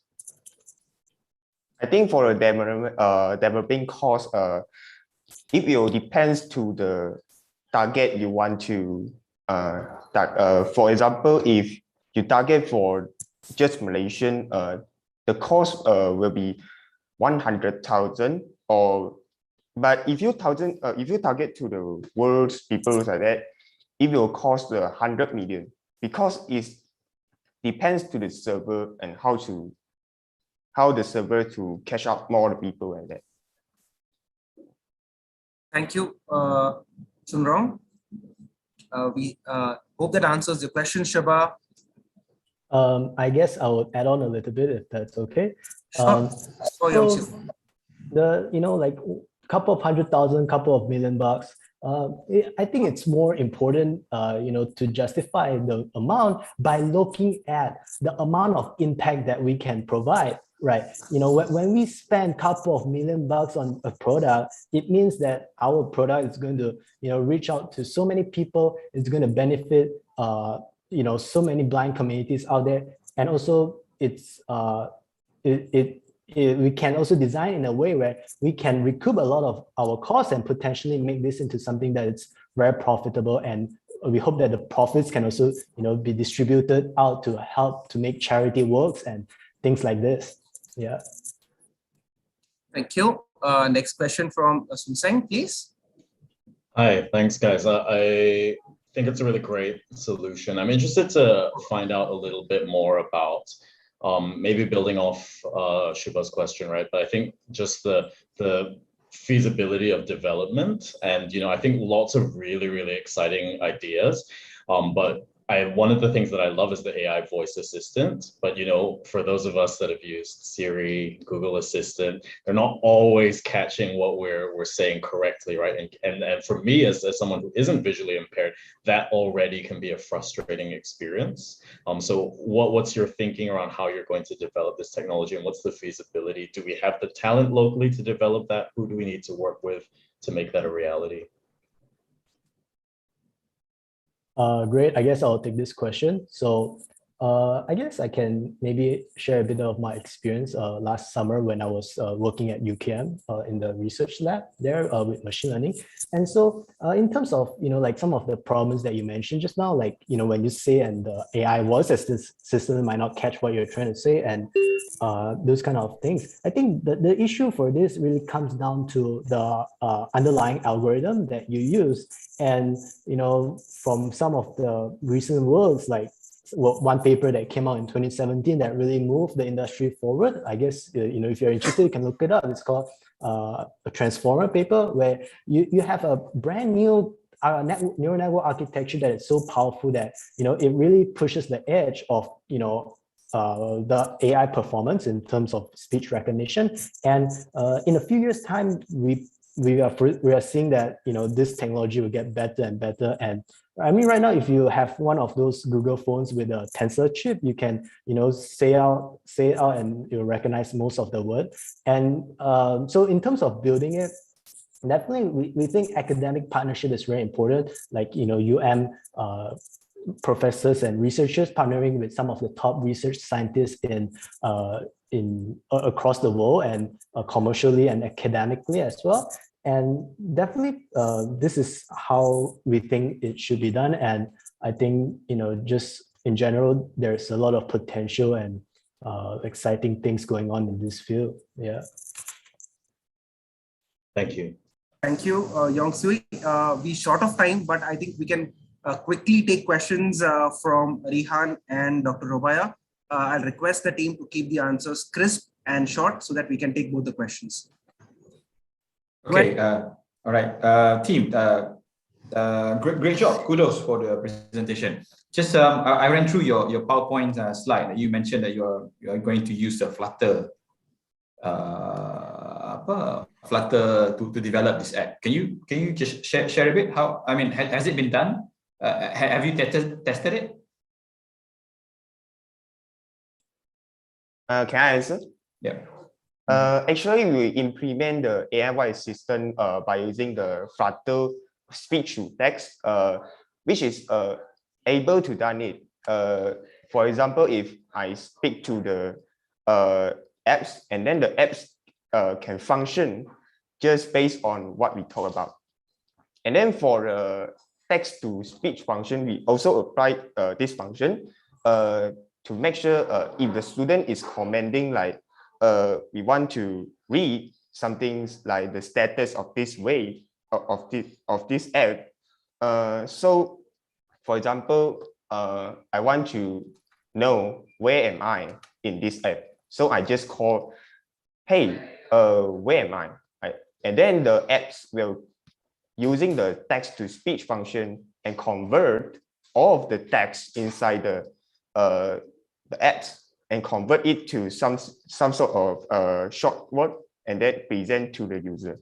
So this is how our apps work. Okay.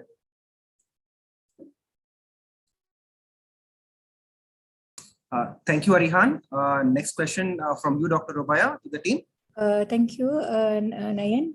Okay, I don't know whether the team knows that at the Ministry of Higher Education we have what we call an initiative called IOER, Inclusive Open Educational Resources, whereby this OER is actually meant for disabled and most importantly the blind. So I think perhaps one of these days you can contact me so we can have discussion on this software. Thank you so much and congratulations again. Absolutely, thank you so much, and yeah, definitely keep in touch. Thank you, Dr. Robia, for motivating the team with your thoughts and support. I'll hand it over back to Sabrina. Thank you, team. for Blind, fantastic presentations, great question and answers. Over to you, Sabrina, to Koram for the next team.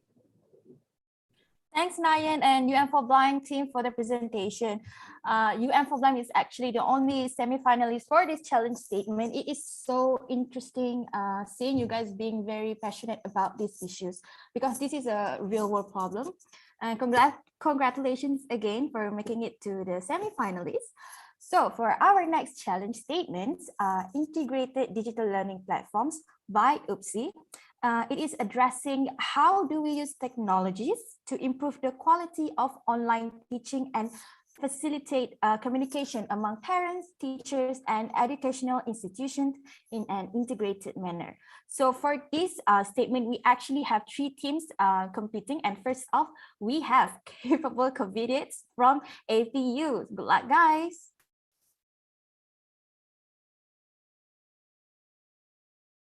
Good afternoon, judges, and to everyone else who are tuned in with us today. I'm Yudhishthra, representing the capable Covidians, and we are here to reimagine education. Here's a reality check.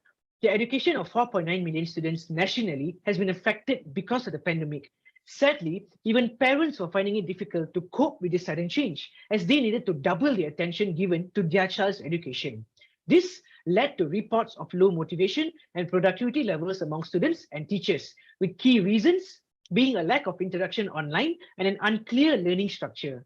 So, the obvious solution to this is for educational institutions to digitalize traditional teaching processes by looking into what could be better, such as the support provided to students. On a higher level, we have identified 3 problems that need to be addressed. The first is the lack of interaction in online teaching methods that results in high levels of misinterpretation. The second is that busy parents cannot afford to continuously monitor their child's education. And the third is that there is no proper support ecosystem for teachers to upskill themselves. Now, I would like you to think back on how fast the technology sector has evolved and the impact it has brought to our daily lives. Shouldn't we leverage this opportunity to do some social good? The answer to that is EduRealm, a digital learning platform that consolidates academic activities to save effort and time taken by teachers to upskill themselves, inspire an interactive virtual educational environment, and provide easier traceability of educational progress. Students can now learn from the comfort of their own homes using the Students' Forum as their study buddy. The design of the forum was geared towards building a proactive and interactive student community while improving overall engagement levels between students and teachers. Through the classifications of questions according to popularity, teachers will get an overall idea of the subject areas that students need help with and plan ahead accordingly. The gamification of the student profile encourages students to interact with the community while getting recognized along the way through badges and ranking. The ticket system aims to remove the hassle for parents to manually reach out to subject teachers through third-party chat platforms to get status updates on their child's education. Predetermined questions topic saves parents time and ensures that the questions are straight to the point and relevant. Status tracking of the questions asked helps improve overall accountability and transparency of the child's education. The privacy of both parties are protected as only the names of parents and teachers are revealed, but not their phone numbers. The Educators Hub aims to be the Coursera for teachers, but with more guidance, complete teaching resources, and better upskilling opportunities. We make it simple for them by presenting these resources in the form of rooms that are essentially different subject areas. Relevant teaching resources are pulled together by teachers and uploaded to the resource SharePoint, which can then be freely accessed by any teacher nationwide. As teachers, You also do not have to worry in what order the upskilling courses should be taken. The resources roadmap shows this to you. In choosing the technology stack for EduRealm, we wanted the development timeline to be short while ensuring full compatibility across devices running on iOS or Android. So this explains the technologies chosen for the front-end and back-end architecture. The heavy data processing is mainly done using some of the cloud services provided by Amazon. So this ensures that EduRealm can maintain a high uptime and cater to more and more users. In the rollout plan, we want to work towards the full launch of the mobile application next year, but start working on a minimum viable product this year while getting feedback from early users, who are students and teachers from government and private high schools that are located in urban areas, and also parents of students from those schools. School outreach programs and collaboration with local news bodies will help us generate some awareness surrounding the application. We have identified 13 direct and indirect competitors, with the closest one being Satchel, but we have placed a deeper focus on user-friendliness and comprehensiveness by enabling a platform that can grow a strong learning community, providing student-specific analytics to monitor educational progress for better transparency, and also providing endless upskilling opportunities for teachers to improve their teaching qualities. EduRealm creates real-world impact by achieving 3 targets from the 4th Sustainable Development Goal. Target 4.1 is achieved by ensuring that every student can stay up to date with educational progress in school, even under challenging circumstances. Target 4.6 is achieved by ensuring that students always have the support of the learning community. And target 4.C is achieved by ensuring that every teacher has a chance to upskill themselves so they can constantly adapt to change and improve overall teaching qualities. EduRealm is brought to you by a team of explorers and design thinkers representing Asia Pacific University. And you should believe in us because we have a passion like no other and a product that is Malaysian first. Thank you. Thank you, team capable COVIDians. This year, we hope and we're confident that you'll achieve what you've planned, as highlighted in your presentation. It talks all about, when you care so much about the topic, it's so easy to convince and put forward your thoughts, and that's what you've done. Thank you so much for that, and I'll open the floor for question and answers from the jury.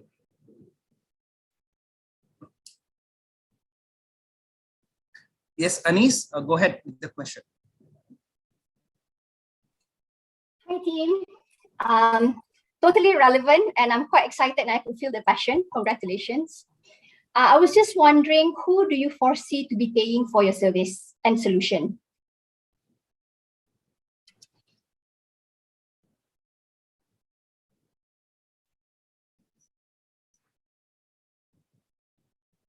Okay, I think I can answer this question.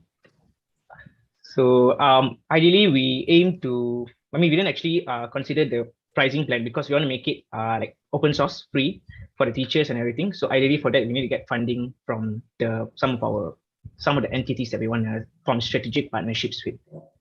Yeah.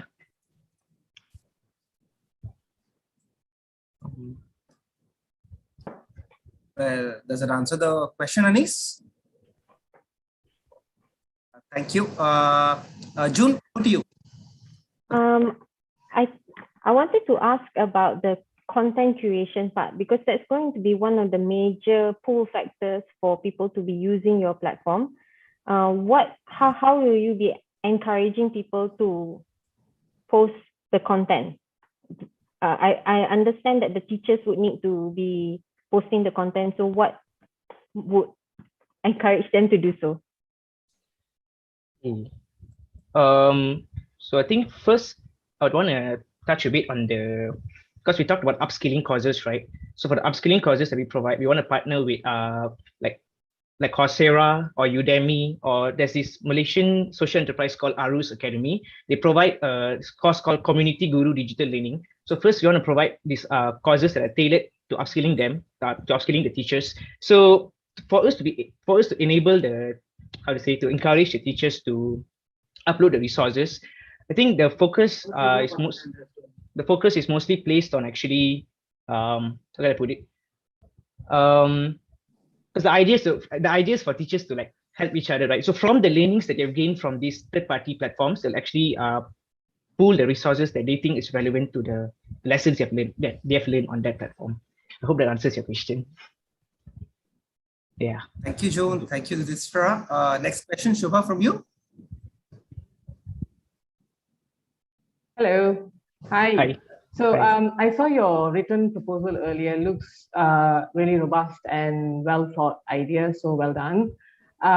In your presentation earlier, you did mention that you will be targeting, well, your ideal early users, targeting urban, government, and private schools, right? So early adoption, it could, right? It could possibly miss deprived or vulnerable groups or community, right? So what are your thoughts on addressing this concern? Because you don't want to miss them, right? So what are your thoughts on this? Okay, so for this, I would want to highlight on one of our future updates. So you talked about vulnerable community, right? We did consider, because in the question, they said one of the constraints was internet accessibility. So one of the ways we decided to approach that is, so we know that with internet accessibility issues, sometimes these students may not be able to access online lectures, right? So what we aim to do is we have like this text transcriber. They transcribe the text from the audio that has been streamed. We will then store it on our cloud, and we'll find a way to actually get the text form of that entire video transcript to be downloaded onto their devices. So in this way, this is one way where we can help those with internet accessibility issues to still be able to access the content from a video, except this is in text form. And to make it even easier for, let's say, students who are students who are blind, we will implement like text to speech. So this text essentially will be in speech form. And that is one way we decide to address some of the vulnerable communities who are having like internet accessibility issues. Thank you so much. Thank you so much for the quick answer, short, crisp, and precise. I hand it over back to my colleague, Sabrina. Sabrina, over to you to call upon the next team for the digital learning platform. Thanks, Nayan, and thanks, Capable Candidates. Very interesting name. I really like the name. And for our next team, we have the cuties from University Malaya. Honestly, I should be in one of these. Yeah, okay, so let's proceed with our presentation.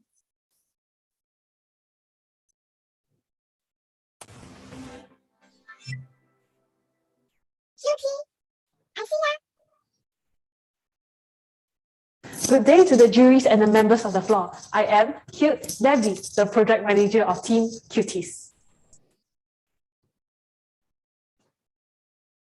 Currently, most of us, if not all, are having a bad experience with online learning. For instance, students like us, teachers, parents, and the military all were badly affected due to the mystery and inexperience in online learning. Besides that, UNESCO has also perfectly enunciated the severity of this problem globally, revealing the challenges faced by them and how students were heavily left behind and helpless during the online learning. Because of this, we, the QT team, are here to transform the current static online learning platforms to a newly interactive and attractive platform powered by artificial intelligence, namely QT with a cute virtual assistant QC. Now, let me take you through our QT journey. First, for students with QC around, you will no longer feel online classes as mundane and boring. Whenever you are distracted in the online class, our QC's emotion recognition and gaze detection technology will notice your boringness and immediately introduce various interactive games and interesting conversations to regain back your attention, and then continue again with your virtual class.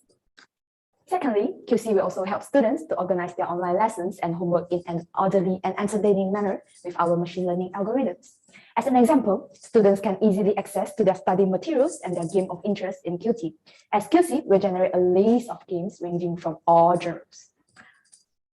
We utilize the gaming technology as studies have shown success stories where teachers have incorporated games to enhance their students' learning. In QC, we follow the gaming terminology where students are required to battle for more points, aka the droplets, for them to be able to amuse themselves in this pool of games. Thirdly, our QC is not just a student perfect study buddy, it is also a parent perfect assistant. Now, parents can relax and have QC to assist them to monitor and oversee their kids' learning progress. For this purpose, QC utilizes data analytics and prepare a psychological report for each student, child's personality types, strengths, talents, and class performance based on his or her daily play behavior. With this, we believe that it will give the parents a better understanding of their child's capability and study interests. Finally, for teacher, QC will utilize cloud technology for all teachers to communicate with each other and share their teaching materials centrally. This will help to create the peer-to-peer support they require. With this, it will help the teachers to have focus more on preparing their lessons as their daily administrative work, for example, publish announcements and record student attendance and grades, will be automatically taken over by QC, and teachers only need to verify it. As a whole, QC utilizes state-of-the-art artificial intelligence technology, for instance, machine learning coupled with cloud computing. Revisit back our concept, we had validated our hypothesis C, which stands for support student on top of parents, assist student in online learning, and finally enhance teacher online teaching. From our market survey, we believe QT stands out and differs from the current existing online learning platform, such as Google Classroom and Microsoft Teams in a few ways. Adhering to the mindset of fun learning without compromising the quality of learning, our team is committed to create an out-of-the-box and unique e-learning virtual buddy for all students to learn in a relaxed and pleasant atmosphere. In addition, through our AI technology, QC will be able to accompany and interact with students to monitor their learning progress. Directly, this also helps parents to create a stronger bond with their child, as QC will provide a psychological report to help them better understand their child's interests and studies. With QT, we expect to restructure and revolutionize the traditional ways of learning with the aid of QC. In this way, we hope to promote the development of national education and improve the quality of it. As the saying goes, young people are the future pillars of our country. With them, we can build a stronger nation. Our team hopes to excite students' interest in learning through QC, games, and reward systems in order to build a new generation of students who are intellectually, physically, and emotionally, spiritually balanced, and functionally illiterate. Thank you very much for your listening. We are the QT team, presenting to you the QC solution.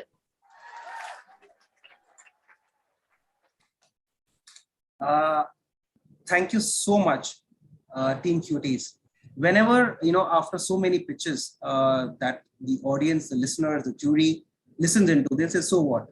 But when they listen into an effective presentation and a pitch like you, they'll all shout, me too, I want to be part of that. And what a great pitch it was. I do shout as well, me too, I want to be part of it. Let me now open the floor to the jury. I already see hands coming up from Ariha and others to ask questions. Over to you, Arihan, for the first question. Go ahead. All right, team. I think, thank you. And that was very nice presentation by you guys.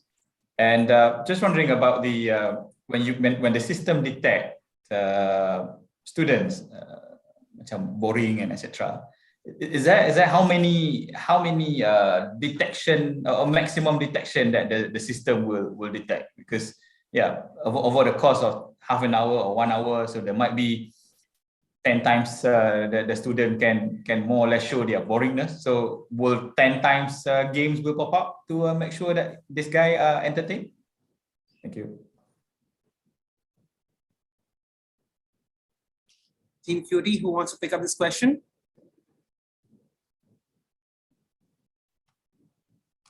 Hello, can you hear my voice? Yeah. Yes. Yes. Okay, thank you for the questions. For the boringness, we are using the gaze detection to catch their eyes movement rise, and also the emotion recognition to catch whether they're happy, excited, or boring. Then we would define the level of boringness, like at a simple level, we just notify them with a notification to attract them. Then there's the eyes movement start to going to sleepy or what, then we only pop up the games, and also the conversation, like QC will doing a conversation with them to attract them to the virtual class again. So we are going to define the different level. Yeah, is there a maximum number of games to be pop up? I would like to add on a little bit. So every single student will have a QC to assist them. So like what she has said, it defines a student's boringness is defined by if they are sleepy, and it will only pop up for 1 minute, so that we don't want to distract them from the class, but we want to pull them back into learning during their online class. Yeah. So maximum, I believe it is based on a class. For a class, I think we would hope to have 30, at least 30 QTs functioning at the same time. QCs, sorry, QCs functioning at the same time. Yeah. Okay, thank you. Thank you. Just next question from you, please.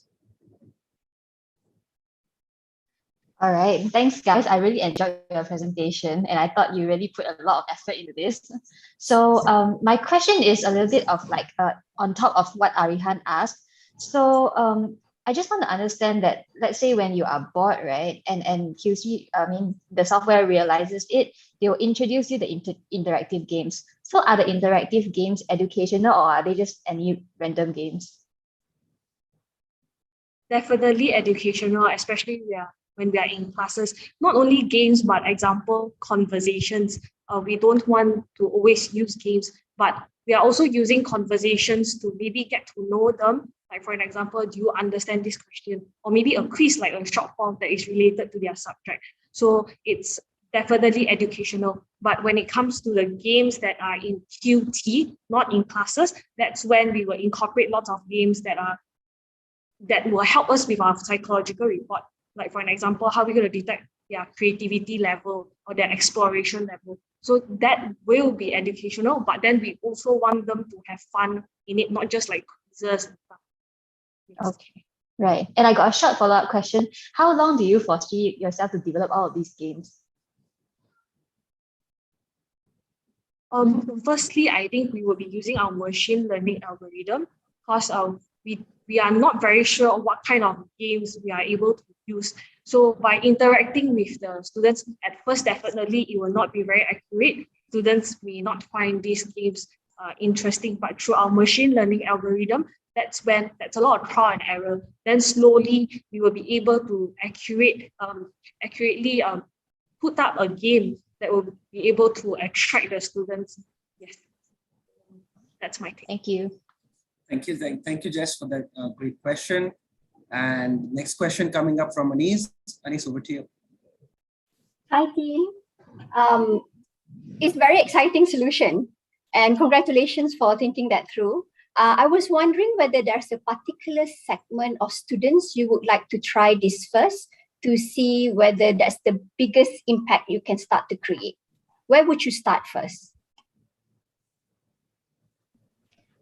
Okay, so we are our planning is we will provide a free trial. We target to the primary school, so we are selling to the school. So the package is including for students, teachers, and also parents.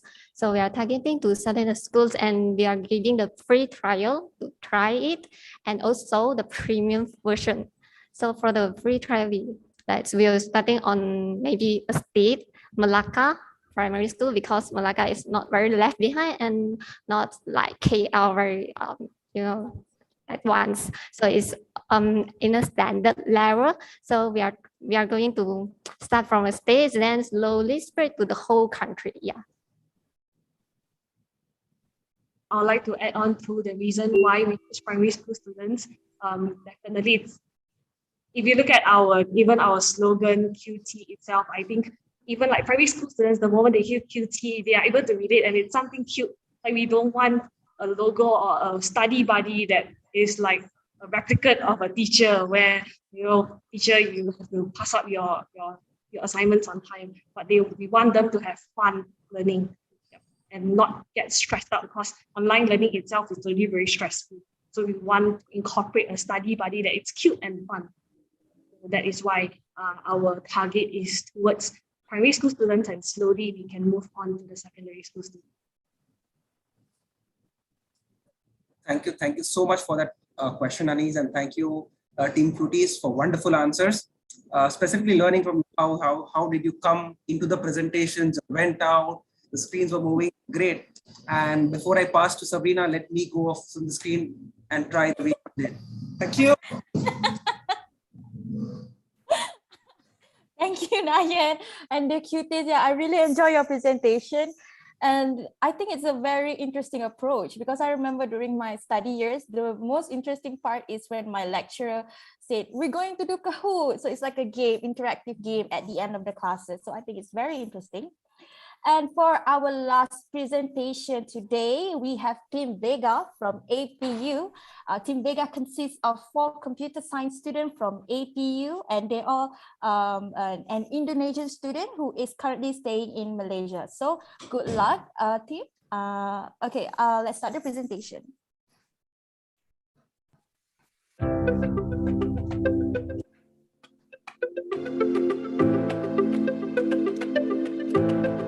Simple yet accommodating.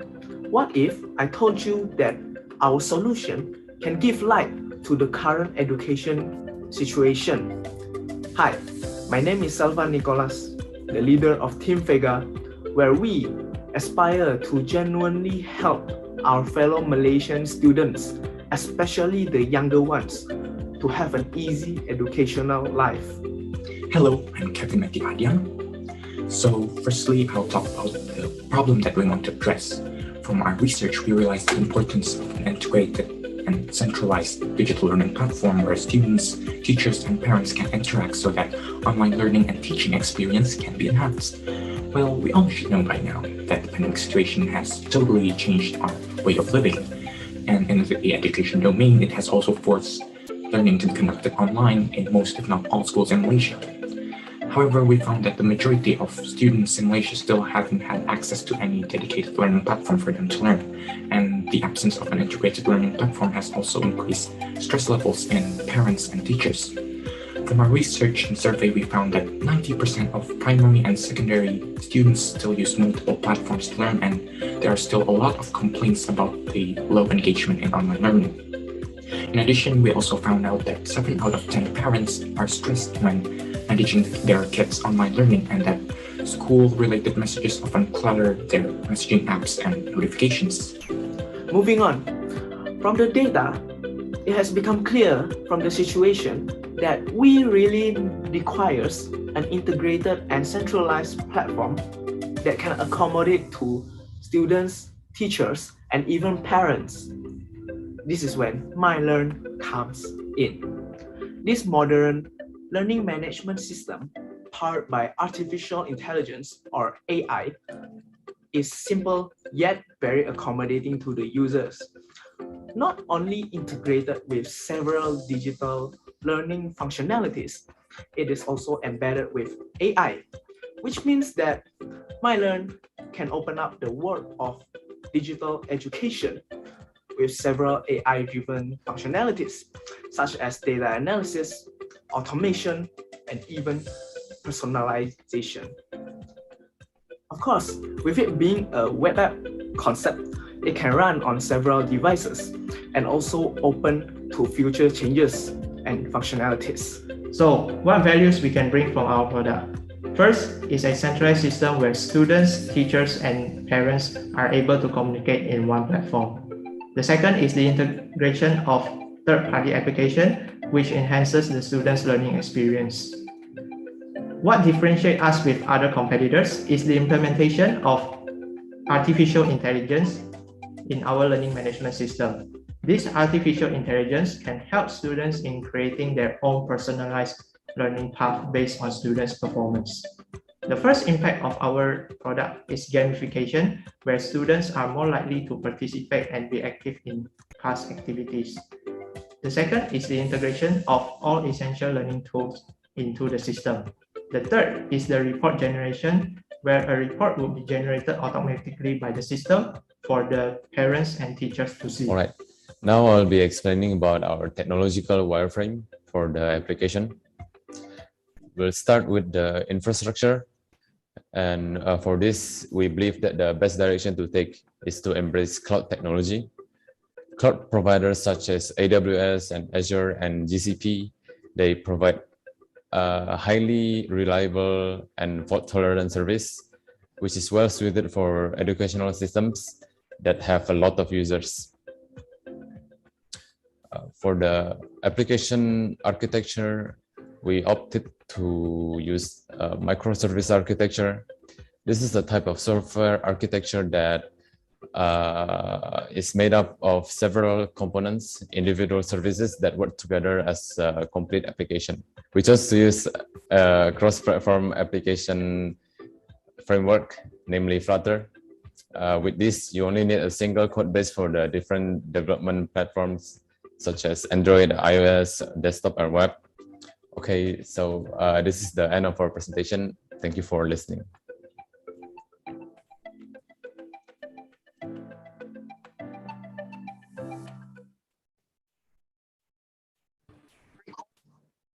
Thank you.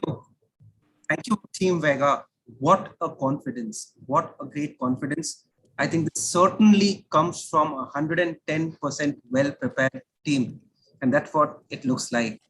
I now open the floor for question and answers for the Team Vega. Sunsang, yes, over to you for the first question. Thanks, Nayan, and thanks, Team Vega. Really interesting.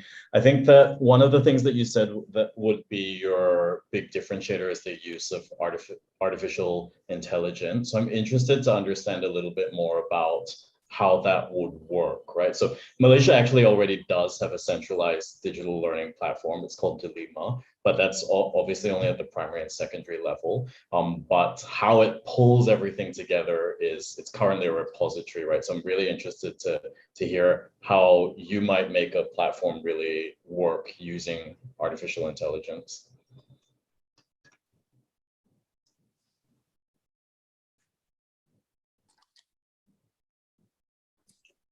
Yes, Ryan, go ahead. You are muted. Mute. Yeah, go ahead. Can you hear me? Yes. Yes. So for the AI part, like my teammate has said in the presentation video, it will be more towards personalization, and it works by clustering or grouping like similar students based on their performance, and then delivering the similar contents to each group. So let's say that this group is good at the exact sciences instead of the social sciences, then we can target the subjects that they are weak at to them. Does that answer your question? Yeah, it does. Thanks. Thank you, Ryan. Thank you for the question, Sunsang. We have the next. Sorry, excuse me. I want to add on a little to what Ryan has just said. Is that okay? No, go ahead. Go ahead, sir. Okay. So it main focus might be in the personalization, which already has been explained by Ryan. But there's also not limited to personalization. We can use AI for many things. As you might know, maybe something like automation, to make things easier for teacher to do some things. But of course, our main focus is still the personalization. And how it works is, let me give you a brief example for the personalization. So let's say there's a quiz going on, and then a student might have some trouble in the quiz. There's some wrong things there, and so on. So there's one tab there, maybe a menu or something that will give recommendation to the student. Hey, you did this wrong at the from the data that they've gathered in the quiz lab. That you did this wrong, so you might want to revise this or anything, and then we will provide the course or anything related to that quiz. Maybe get the teaching materials from YouTube or Coursera or Udemy, which have already been said by a number of participants here. So yes, some things to add on. Thanks, Alvin, for adding those wise comments there to the team. We have the next question coming up from Tammy. Over to you. Hi, thanks guys. Really enjoyed the past presentation. Just a very simple question, right? Have you planned, or is this platform something that is scalable, and have you thought about scaling it outside of Malaysia, ASEAN perhaps?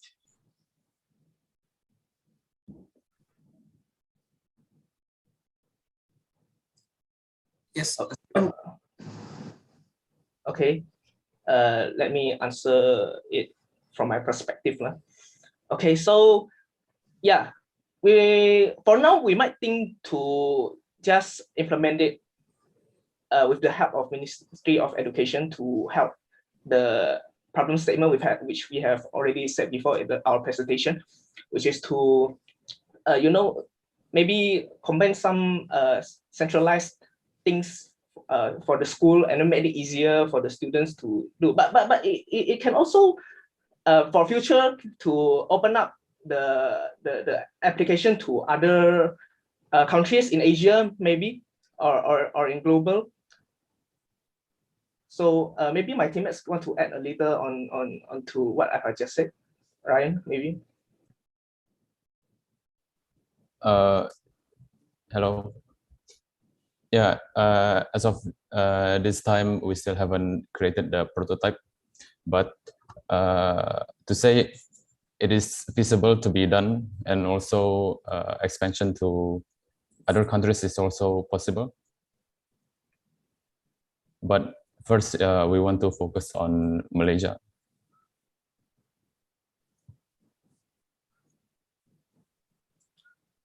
Thank you so much, Ryan. Thank you so much, Seven, for the answers. Thanks, Tammy, for your question. Hope that answers to what you've asked to the team.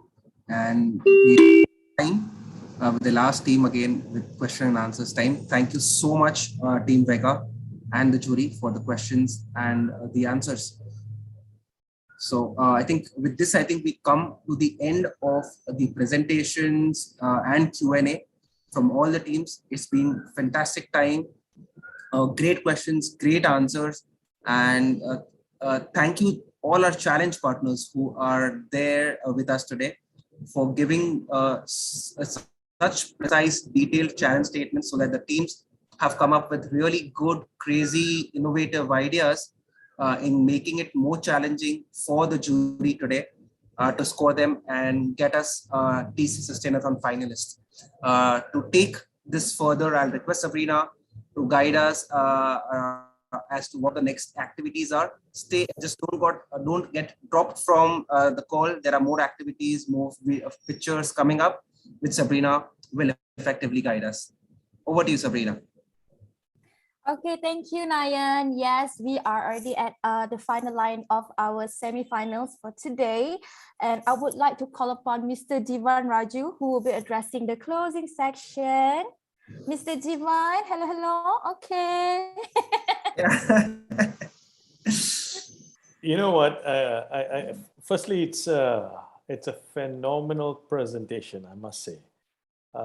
In fact, I was nudging my team down here in the office. I said, I think we need to employ all of them into TCS, okay? Because the kind of presentation and ideas and the way you put the subject matter across was amazing. And one thing for sure, be rest assured, if at all you're looking for any form of employment, come and see us first before going anywhere else. Okay, you guys have phenomenal talent, phenomenal potential to do a lot of disruptive things, which the world needs it right now. We had 9 teams today. I think the judges will have a tough call to make on who would be going into the final. So that's the reason I abstained from being a judge, because I think all of them were pretty good. And I don't want the burden of deciding who's best, and leave that to the distinguished judges that we have today. Lastly, I think the finale will happen I just want to give a quick update. The finale will happen next month. We're trying to get some very important VIPs to attend that particular finale.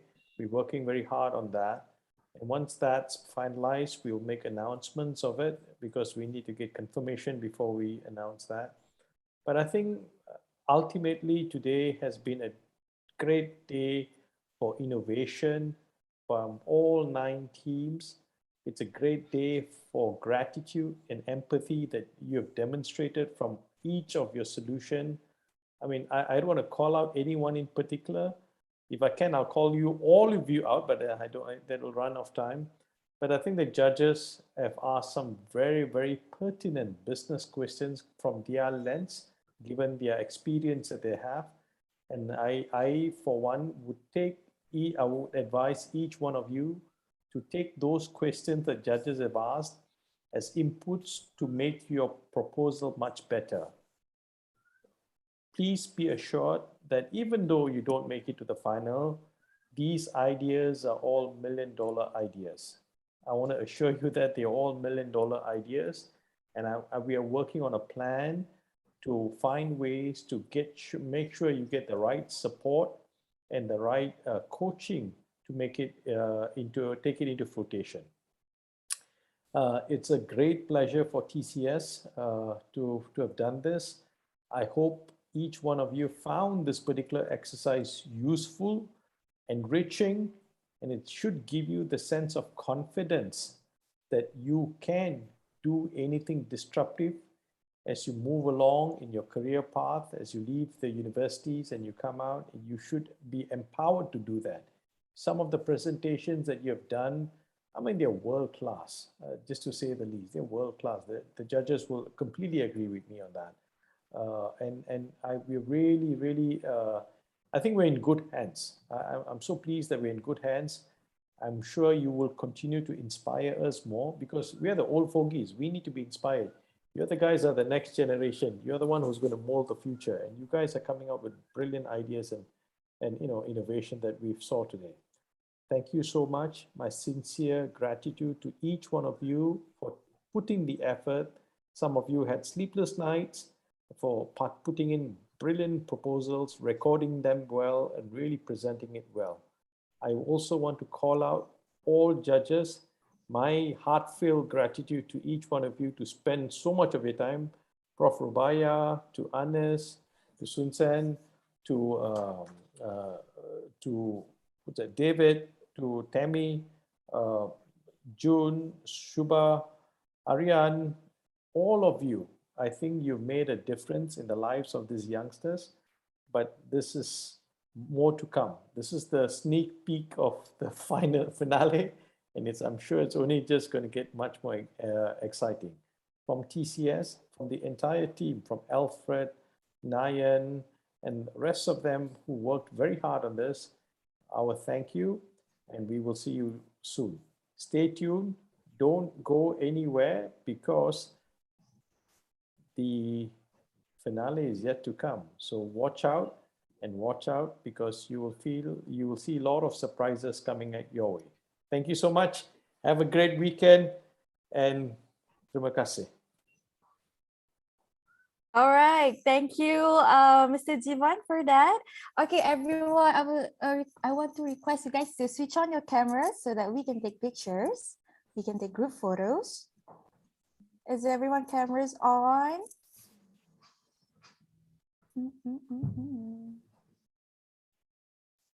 Okay, are we ready, guys? Guys, say, are you guys ready? Don't let me speak alone. Please, don't do this to me. Are we good to go? Okay. All right. You say, I don't know what to say. Say cheese. All right. Do we get that? Do you guys want one more time? Yes or no? Please. Yes, please. Yes, no? Yes, please. Okay, yes. I love you. Okay, let's go. 1, 2.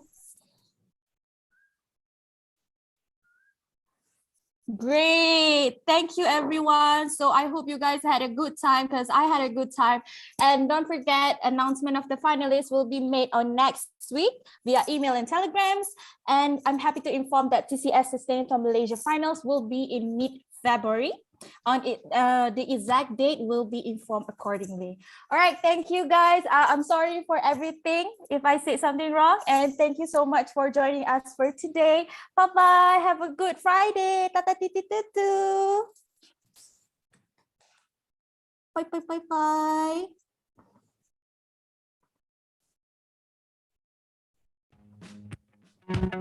bye.